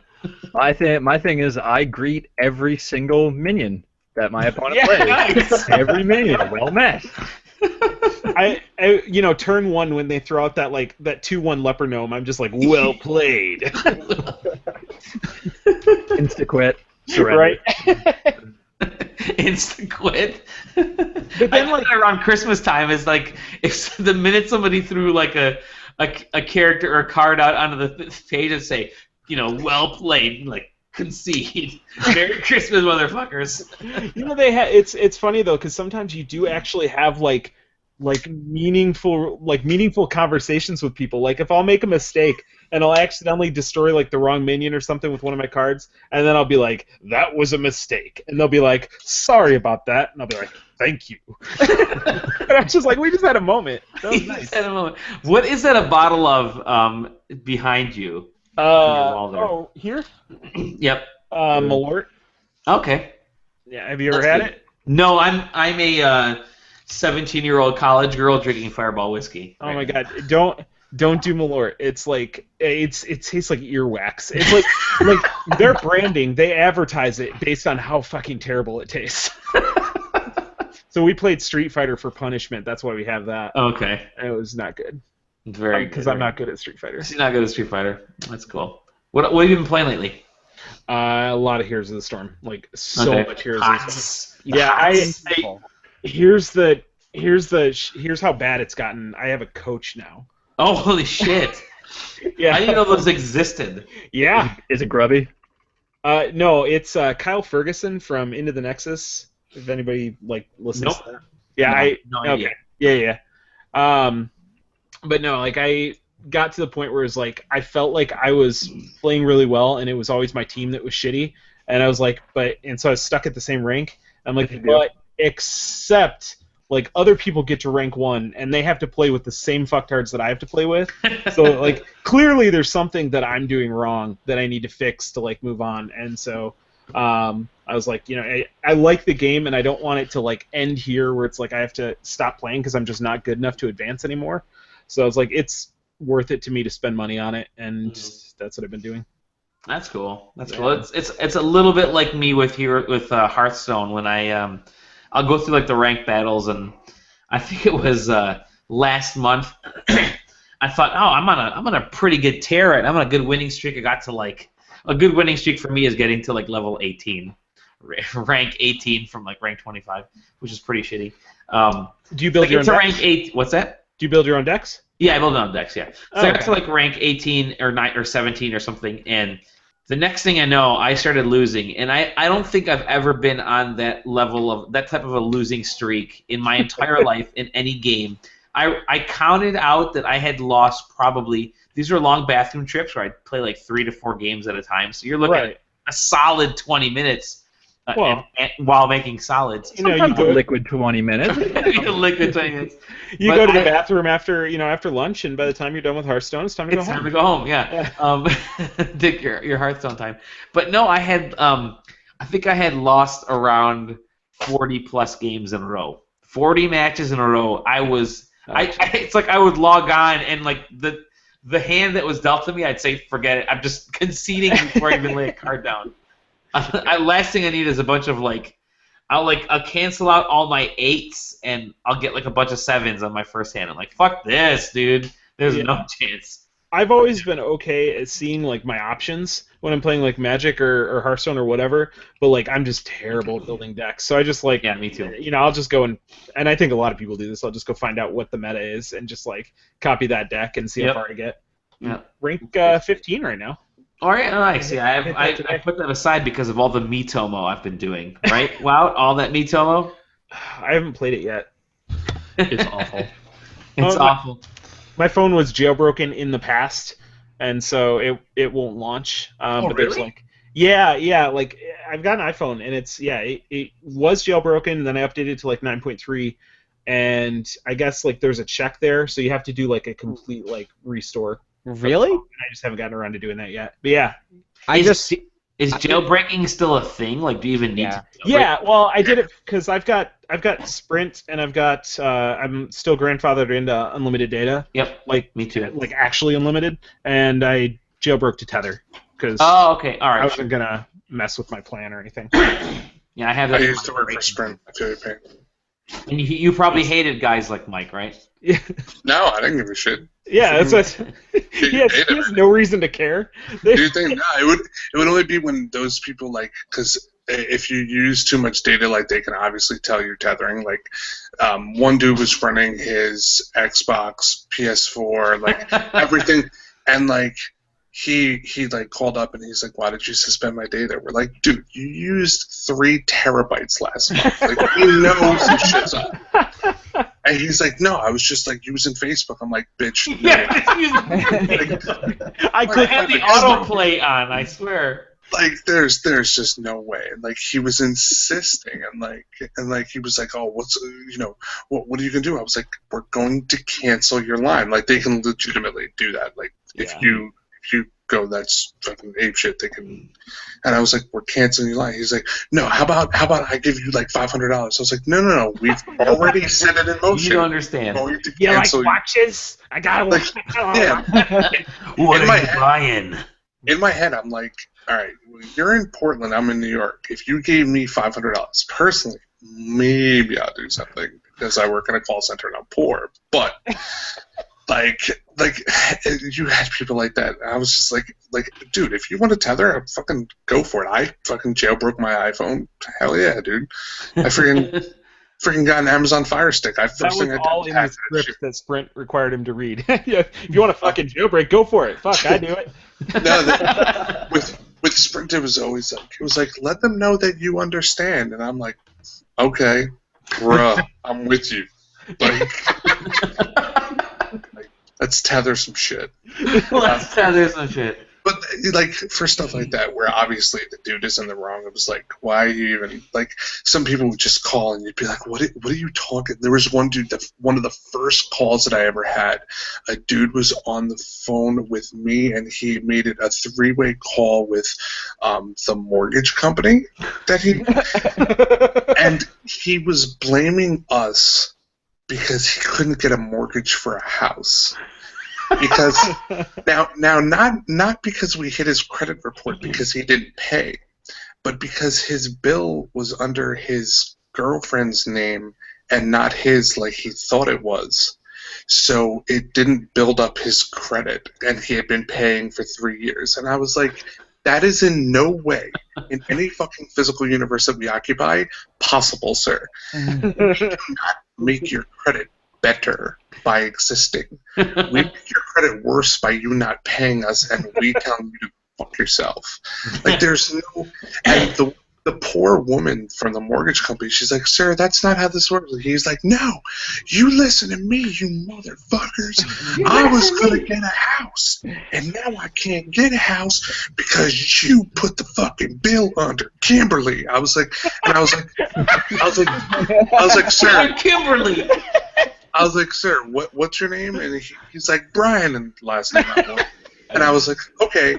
And I was like, hold on one moment. And I was like, all right, the bill's under your name now. And he was like, now do I get a house? I was like, this is not.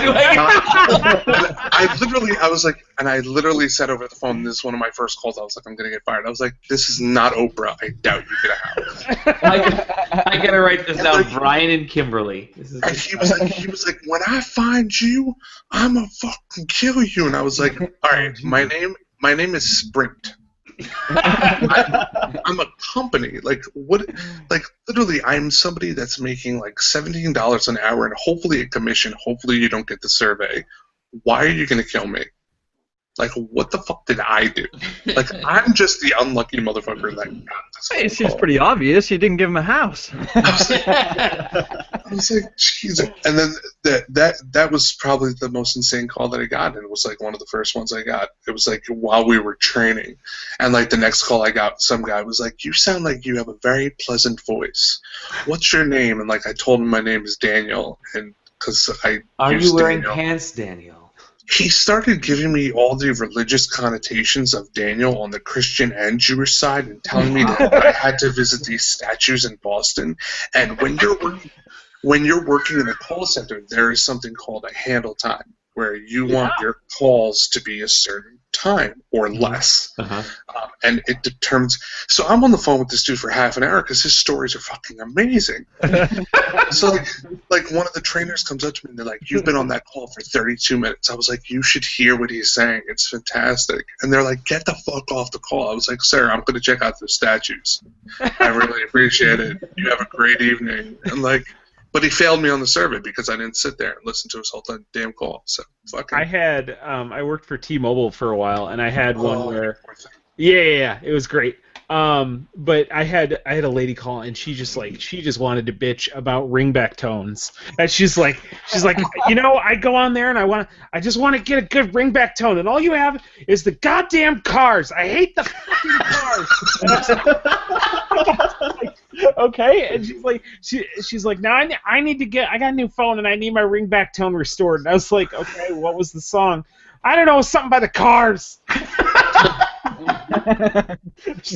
Okay. It was something about Beyonce. It's like, I got you, fam. I got you. I remember one dude calling about ringback tones, and you could tell that he was trying to avoid telling his wife what song he bought. And like I could see what it was, and he was like, "There's a mischarge here," and I was like, "What was the song?" And he was like, "I don't know what it is because I never got it." I was like, I was like, "Do you know the artist Cisco?"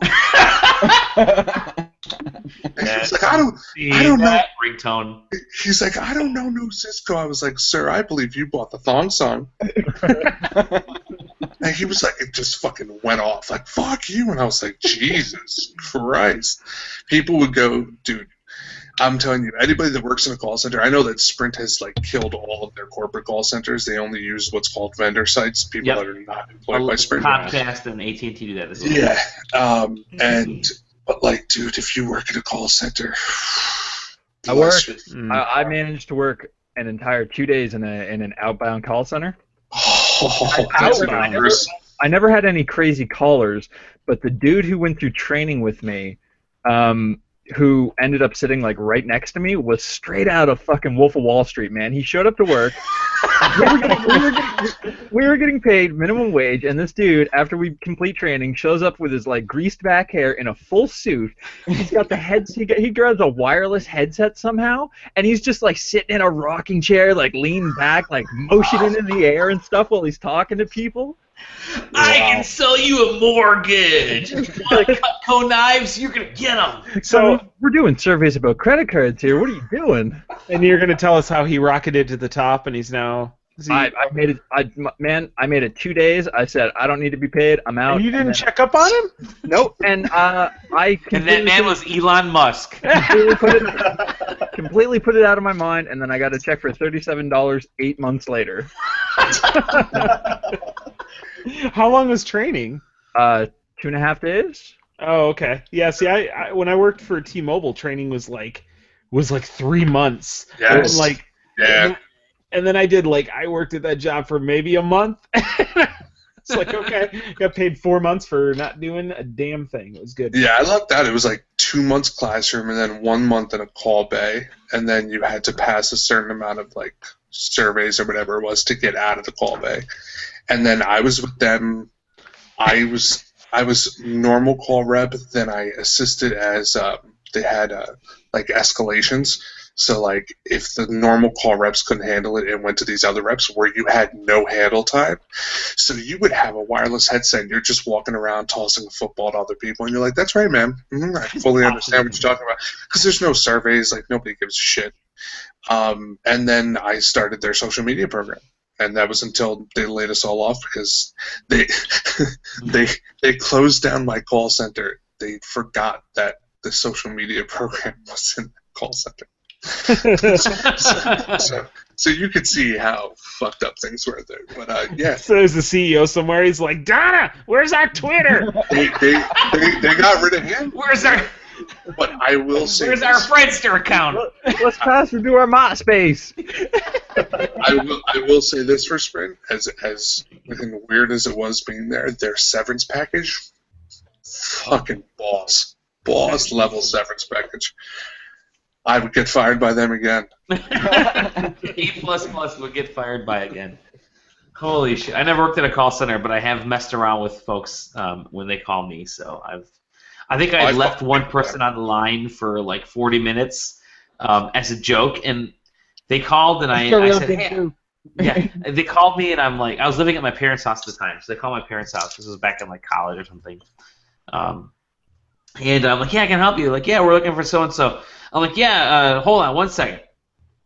Put the phone down and like went back to watching TV. Like, there was an episode of Seinfeld or something that was on TV, and like a half hour plus goes by, and I go back to pick up the phone, expecting to hear like the dial tone, but I pick up the phone and it's quiet, and I'm like, hello, and they're like, yeah, we're looking for Mr. Demovsky. I'm like, holy shit, it's been a half hour.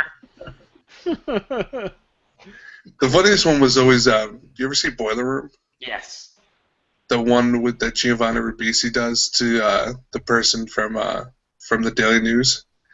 Daily News cold caller calls him to try and sell him a subscription.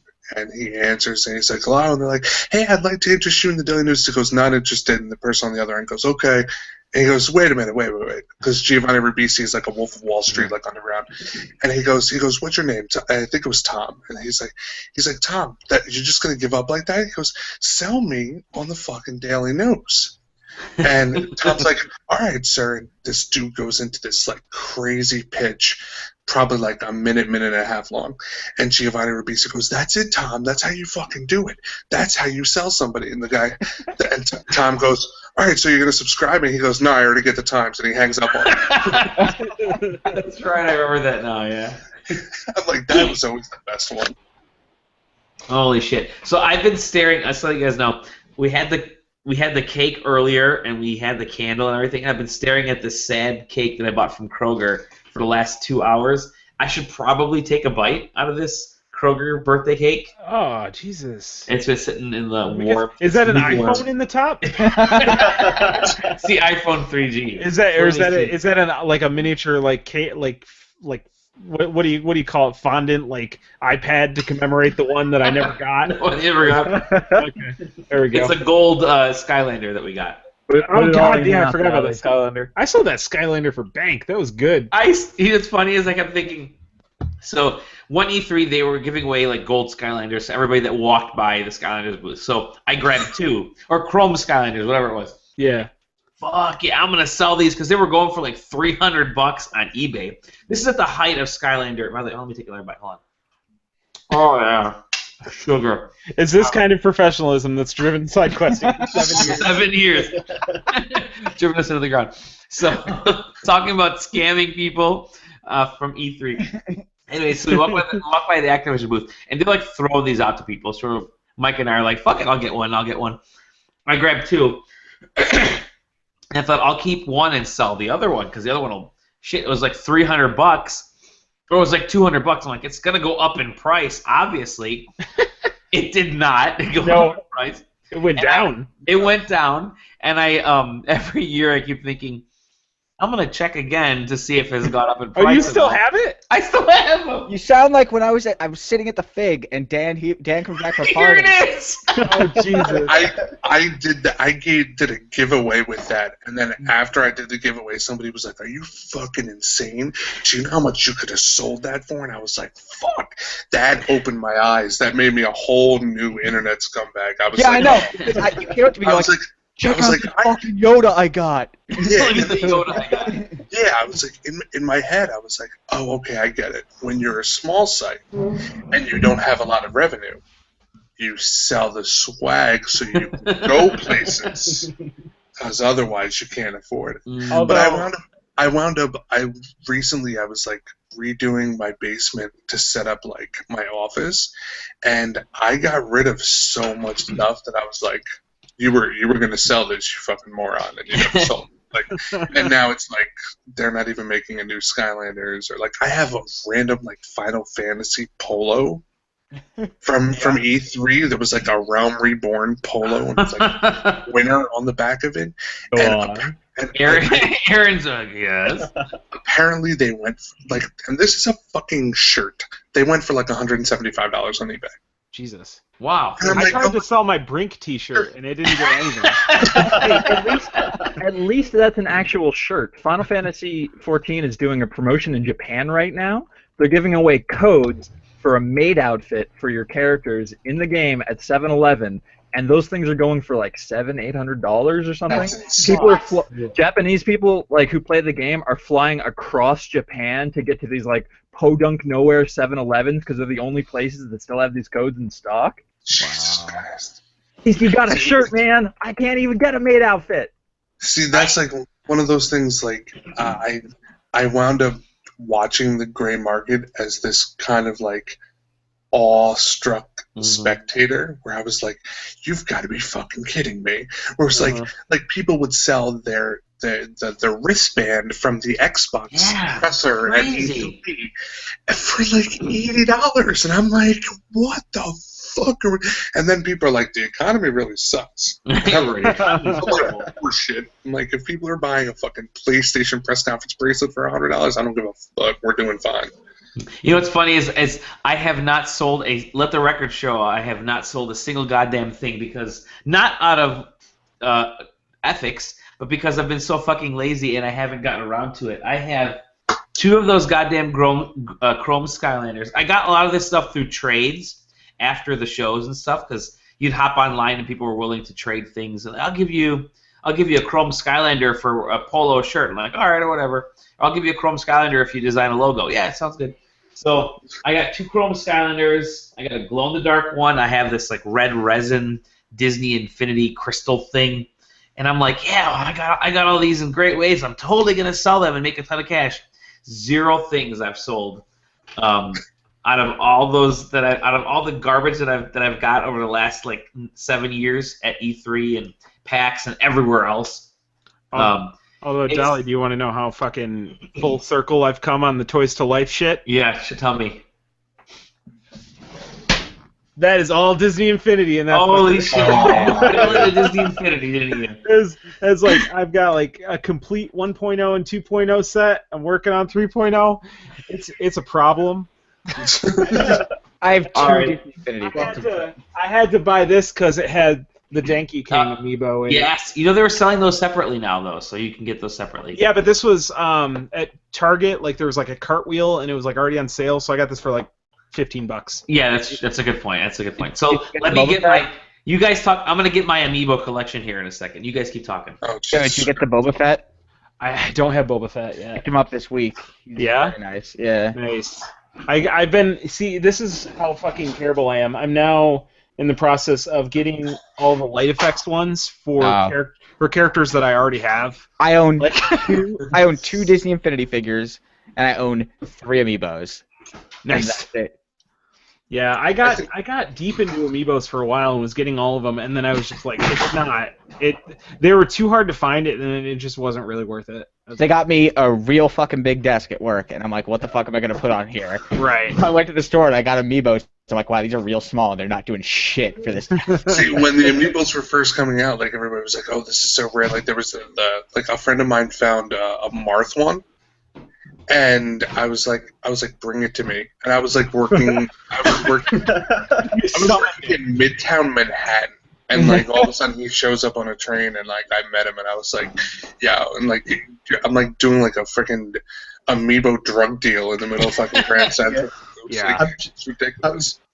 I'm sure Dally will mention where the 2 of us were basically like gray market drug dealers for amiibos. Totally gray market drug dealers. Yeah. So, well, we even traded last PAX, right? Yes, we did. Yeah, I was like, yo, you got that Lucario? So you can see my wall there. I have like, let's see here, somewhere around.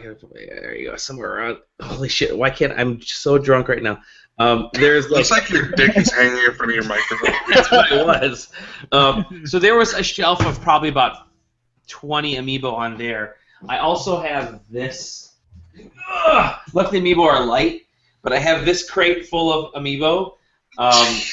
Yeah, so there's 40 amiibo in there. I've got a crate about that size with amiibo. I have 8 amiibo in this crate, and then I have. Dolly, if I had those crates, my girlfriend would kick me out of the house. I have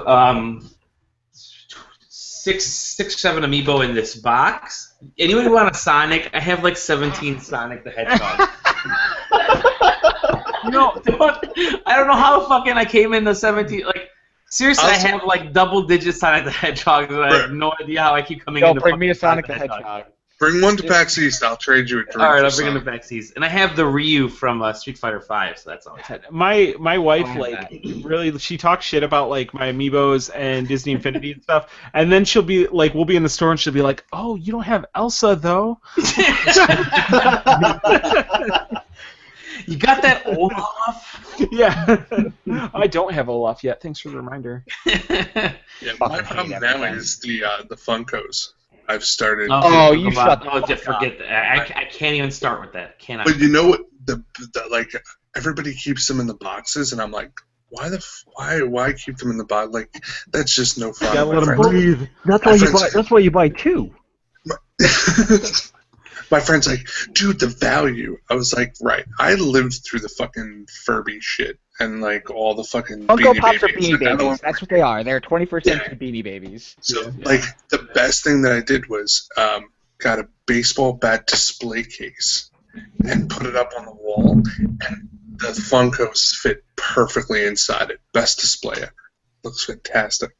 You know what the absolute worst part for me, once I made the conscious decision to get like the full collection for Disney Infinity and to keep up on it and like to get all of them, is that I had to go to the store and grab Tinkerbell off the shelf, and I bring that to the front counter, and they're like, "Do you want a gift receipt?" And I'm like, "Nope."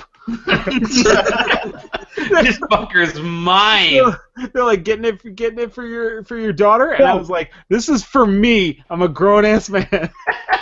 I'm 30 years old. Tinkerbell is one of the only ones that I have. I have Tinkerbell. I have Sully from Monsters Inc., Randall from Monsters Inc., and I have the Wizard Mickey, the San Diego, the D23 exclusive one. Oh, nice. That one. Those are like the only ones I have, and I just have them on display. I don't think I've even fucking played the game since the second one. I don't even know when the hell I last played it. Honestly, though, like toy box mode in that game is pretty insane. Like it's an intro course into like object-oriented programming for kids. Like the stuff that you can do with that in terms of like oh this spawns enemies and then this will like destroy, like, cause you can create like with you can use like a repeater and then like generators and then this like kill box, and then you put your character in the middle of it, and it just constantly spawns enemies that get dropped into a kill box that explode, and then your character automatically collects sparks. That's already way too complicated even for me. And you just and then you just walk away, and then your character's level 20. It's great. So I got this guy from Best Buy last week. Can you guys all see the Hulkbuster for like $3 at Best Buy? Batman. They were on sale for like I think it was on sale for like $4, $4.50 or something. Oh, yep. And the Game Rewards, the Gamer Rewards card got me like 20% off or something. So it was like $3 something. I'm like, oh, I can't pass that up. That's freaking awesome. So yeah. Yeah, that's where I got a like nice model too. 6 of them when they had that $4 sale. Yep. And then like I left the bag in the garage and forgot I'd bought them until. Oh shit! My wife was mad. Probably right. Yeah, my wife was. Oh no, it was fun. You know we have to eat, don't you? God damn it! Well, no, eat, but it's the Hulkbuster, honey. It's the Hulkbuster. She's come to terms with the fact that I'm gonna buy all of these. So if like, when I bought the Gamer Club Unlocked, I was like, yeah, but it saved me 20% on Disney Infinity. She's like, oh, that's fine. Like, yeah, wait till you get kids, because my excuse is like, I'll come home and be like, hey, Eliana, I bought you a bunch of amiibo. You always wanted Ryu, didn't you? You wanted the Snorlax or whatever the fucking... We can't afford amiibo. Yeah, that's like the best part with having a kid was like when I went to Toy Fair in the city, and freaking I come home with like all these different Funkos, like fucking Batman, Deadpool, this and that. But I came home with Bing Bong from Inside Out, and I was like, here, honey. And she was like, Mom, Bing Bong, Bing Bong. And I'm fucking hustling the other ones downstairs away from my wife. You're like, yeah, Bing Bong. down the stairs. I'm like, Bing Bong, you're the fucking diversion. Work. Have you come across this yet, Wout? I know you have a young child as well. Yeah, she's only 18 months, so she'll break everything I'll give her. She hasn't met Amiibo or any of that stuff. No, yet. I have like one Funko. It's like Rocket Raccoon. Nice. Oh, nice. And it can't even stand up on its own. Nah, its head's too big. Yeah. My So girlfriend has it's- that one. Yeah, it's terrible. For the rest, no. It's cat toys and baby toys in my house, man. Nice. So we have maybe about 15 minutes or so left. I'm gonna. I already asked Dan. I'm gonna ask a few more folks. What are you looking forward to for E3 this year? What are you hoping for? What's your hope and dream of the? I just opened my predictions for 2016 because I've been following up with some of those. With They're spot on. Of them you've been spot on. Yeah, so I'm saying Elder Scrolls 6 is gonna happen, and that's what I'm gonna look forward to. Destiny 2, lock me in, and my biggest thing that they're gonna announce is Naughty Dog on PC. That's my big prediction. Okay. They're gonna go with like the Uncharted trilogy on PC. I think it's gonna happen. But I don't see any bombs, man. Like last year, they had so much. I don't even know what people are excited for anymore. Half-Life 3, is that still? That's not going to happen. We know that. That's it. Like I don't know what NeoGAF is going to do when they can't make all their Last Guardian jokes anymore. So I don't think Last Guardian is going to come out this year anyway, so it's all right. It's never And gonna- Last Guardian is going to come out. And full stop. Full stop. Sam, what about you? What are you looking forward to or hoping? What's your crazy prediction for E3? I don't know. I'd like to see Microsoft actually talk about Phantom Dust again, since we mentioned it very briefly and got everybody's hopes up. Yeah. I don't know. I'm ready for the VR future to melt my Googlers forever. So hopefully there will be something decent from that.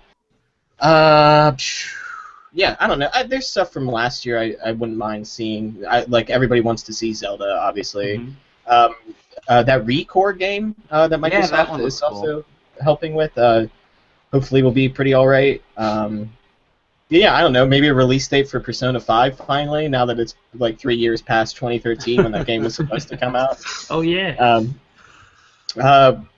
So yeah, just getting updates on stuff. Really, I don't know. All the huge bombs I feel like are getting announced before E3 again this year. Titanfall 2 was just briefly mentioned yesterday. That turns me on. Yeah. So who knows? I mean, we could be learning about like the NX like tomorrow. So who knows? True. What about you, Tom? I want to see whatever, like, because they said Rockstar's working on something. I want to see whatever they're working on. I look forward to not knowing where the fuck I'm gonna drink at night. Because the fig is gone. I honestly have no idea. I guess like see what what PlayStation VR shapes up to be, because that's the last one out the gate. Yeah. I honestly do not have high expectations this year. I'm looking forward to E3 only because I had to miss last year. But I'm looking forward to it this year because I do expect hardware announcements. You look forward to going to the PlayStation one and then them going, all right, everyone, here's your PlayStation 4K. Yeah, right. Well, yeah. Oh, he's gonna miss that one. I think Eric Smith and I were at E3. When did Microsoft do the S version? That smaller, slim version. 2010. 2010.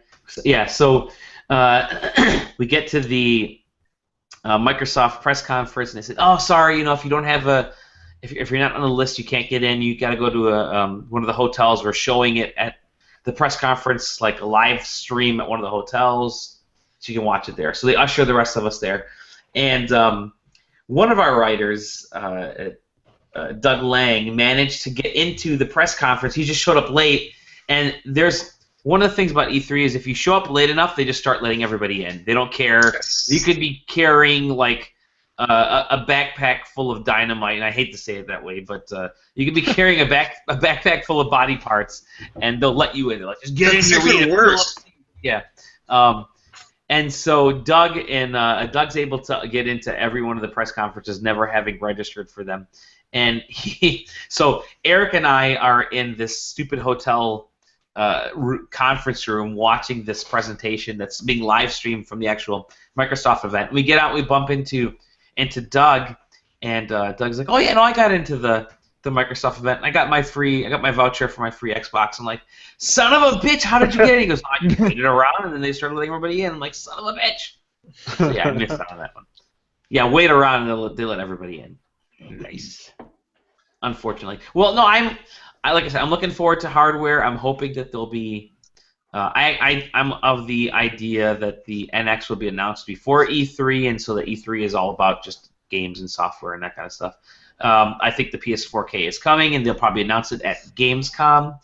And I think E3 is just more of the VR stuff for PlayStation, but that should be exciting. And I do think we'll get like an Xbox One Slim for like $249. I think Microsoft's going to keep dropping the price on this thing till people start buying it en masse. But I'm excited because we don't know what's coming.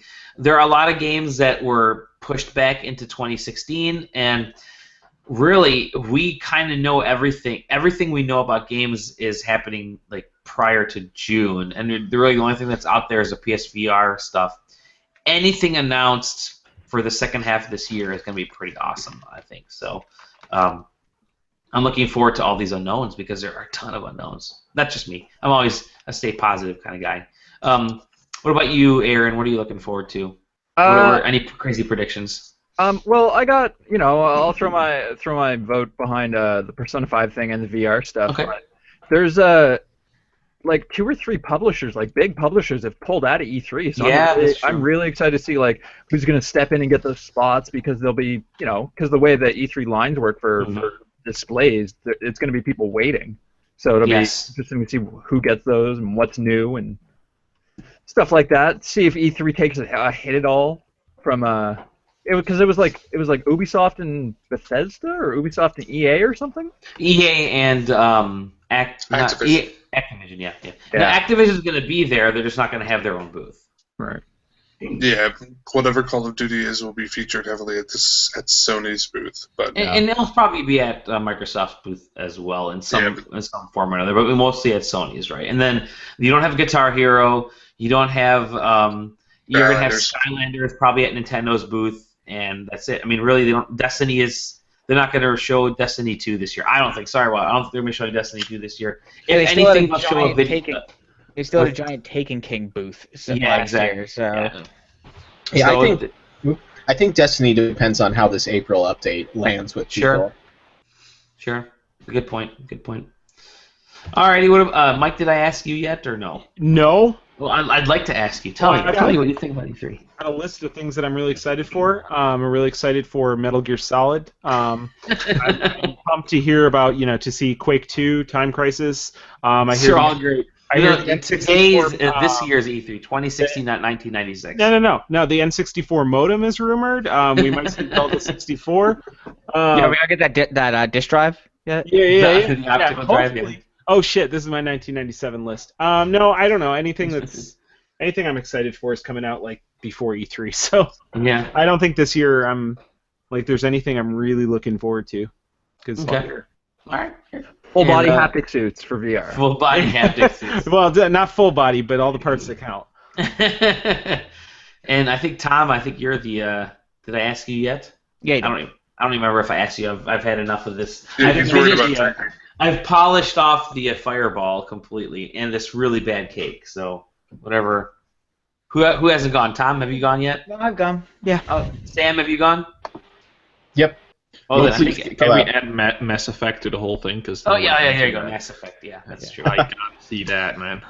You know what? That Andromeda teaser leaked, or that Andromeda video leaked a week ago. So, yeah, I think we're on the verge of Andromeda. I'm excited for that. I want another Dead Space, but that's just me.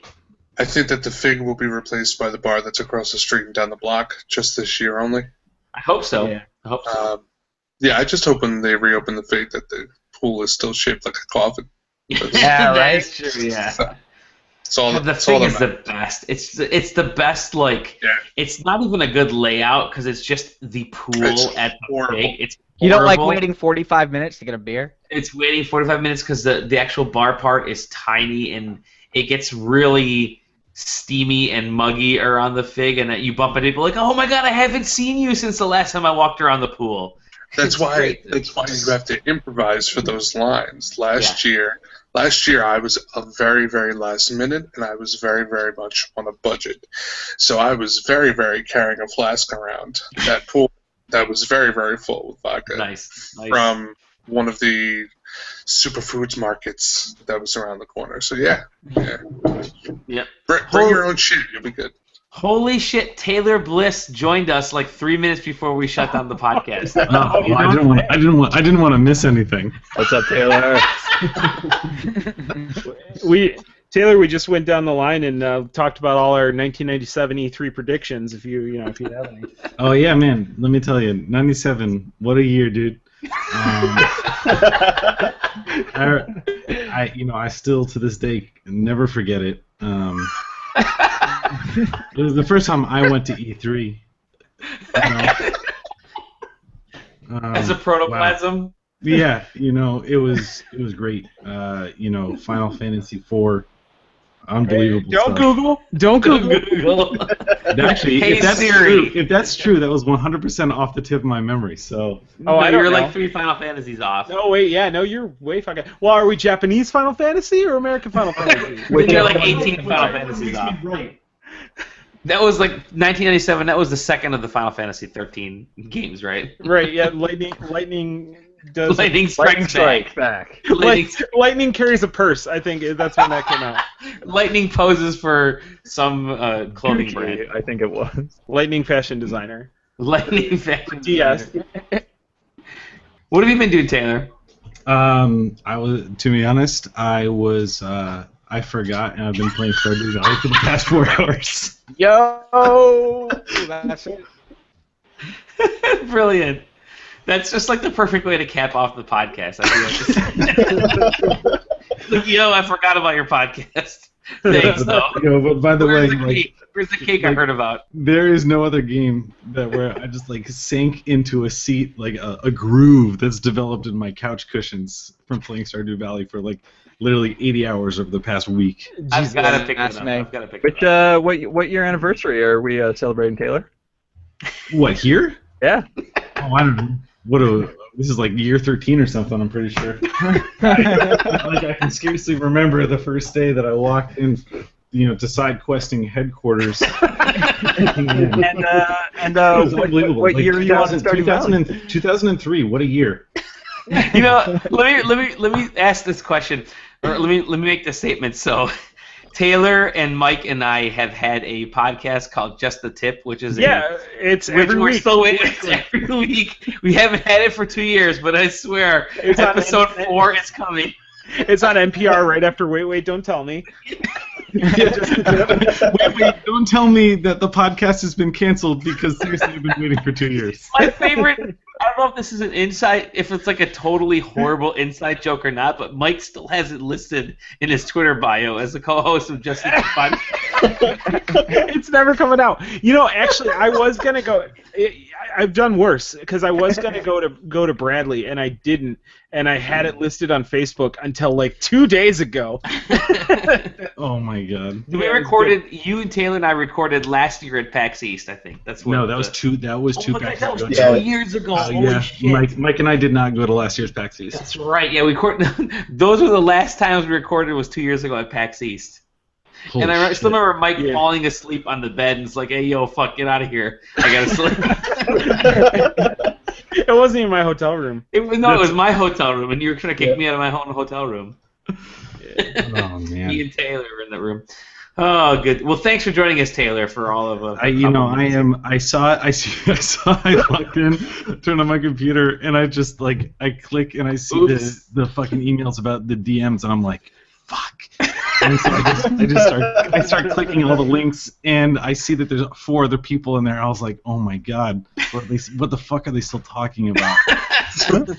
I know what we're still talking about. How many legends have you caught fishing in Stardew Valley, Taylor? Listen, I'm not quite at the legend game yet. I haven't gotten one. He's 80 hours in. He's not quite at the legend game. I'm not there either, and I'm 80 hours in. I've seen the anglerfish. I know it's there. I just haven't quite caught it yet. Listen, well, we will record the Stardew Valley fans out there are like, oh man, I know exactly what he's talking about. We're going to have to record a Stardew Valley spoiler cast. I mean, So as long as you got like 6 hours to block off, we're good.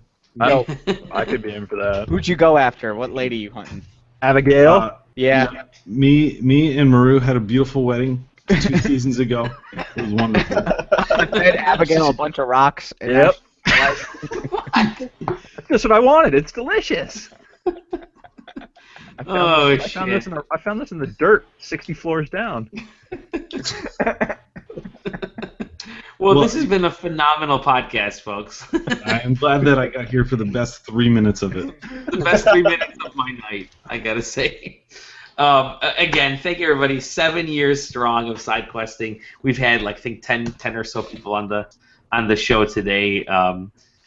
Somehow Ben hopped on and disappeared a second later. Great for This him. show's a fucking train wreck. How? This show's how did this exist 7 years? Yeah, how did this show? 7 years strong. This fucking jam. 7 years adjective, but I don't know about.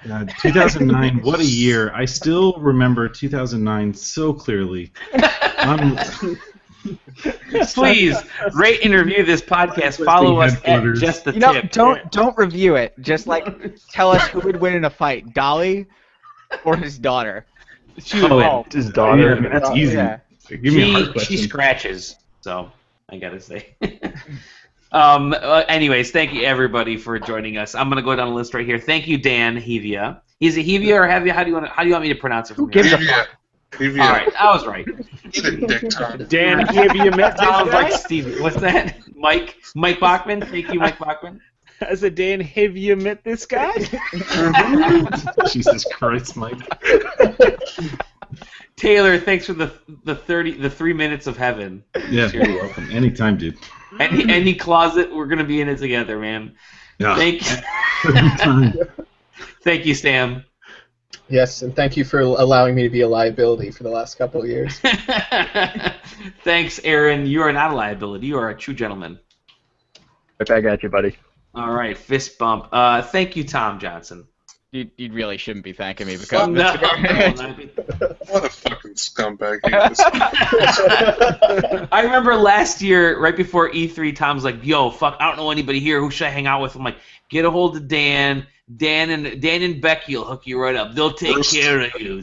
Worst advice ever. Worst advice ever. You should have seen that kid on coke.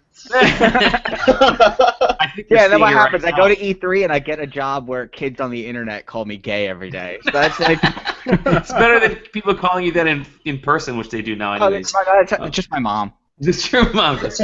Wow, thank you very much for joining us. Always a pleasure, man. And thank you to Ben for hopping on for a split second, announcing that he's got a kid on the way. And also, drop that fucking bomb and walk away. Yeah, he's like, "Hey guys, happy birthday side questing. Also, I have a baby on the way and I'm engaged." What? Could he even hear us? Probably could up until like a split second before it went awkward. Yeah. Well, the whole thing was awkward with him. I'm gonna tag on a message from Ryan Franklin, who sent me an MP3. I still haven't figured out how to play this stuff during Google Hangout, but Ryan sent an MP3, so I'll either be at the beginning or at the end. And thank you to my daughter Eliana, who is amazed that side questing is actually older than she is. At what point do you pass over the reins and make your daughter CEO of side questing? That's a great question. Probably pretty soon here.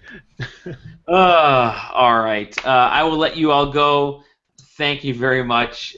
Take care, everybody. We'll see you guys. I'm doing the whole piece. This is DJ Khaled on Snapchat. Say peace and keys and stuff. I don't know. Thanks, everybody. See you guys later on the next SideQuest. Happy birthday. Happy birthday.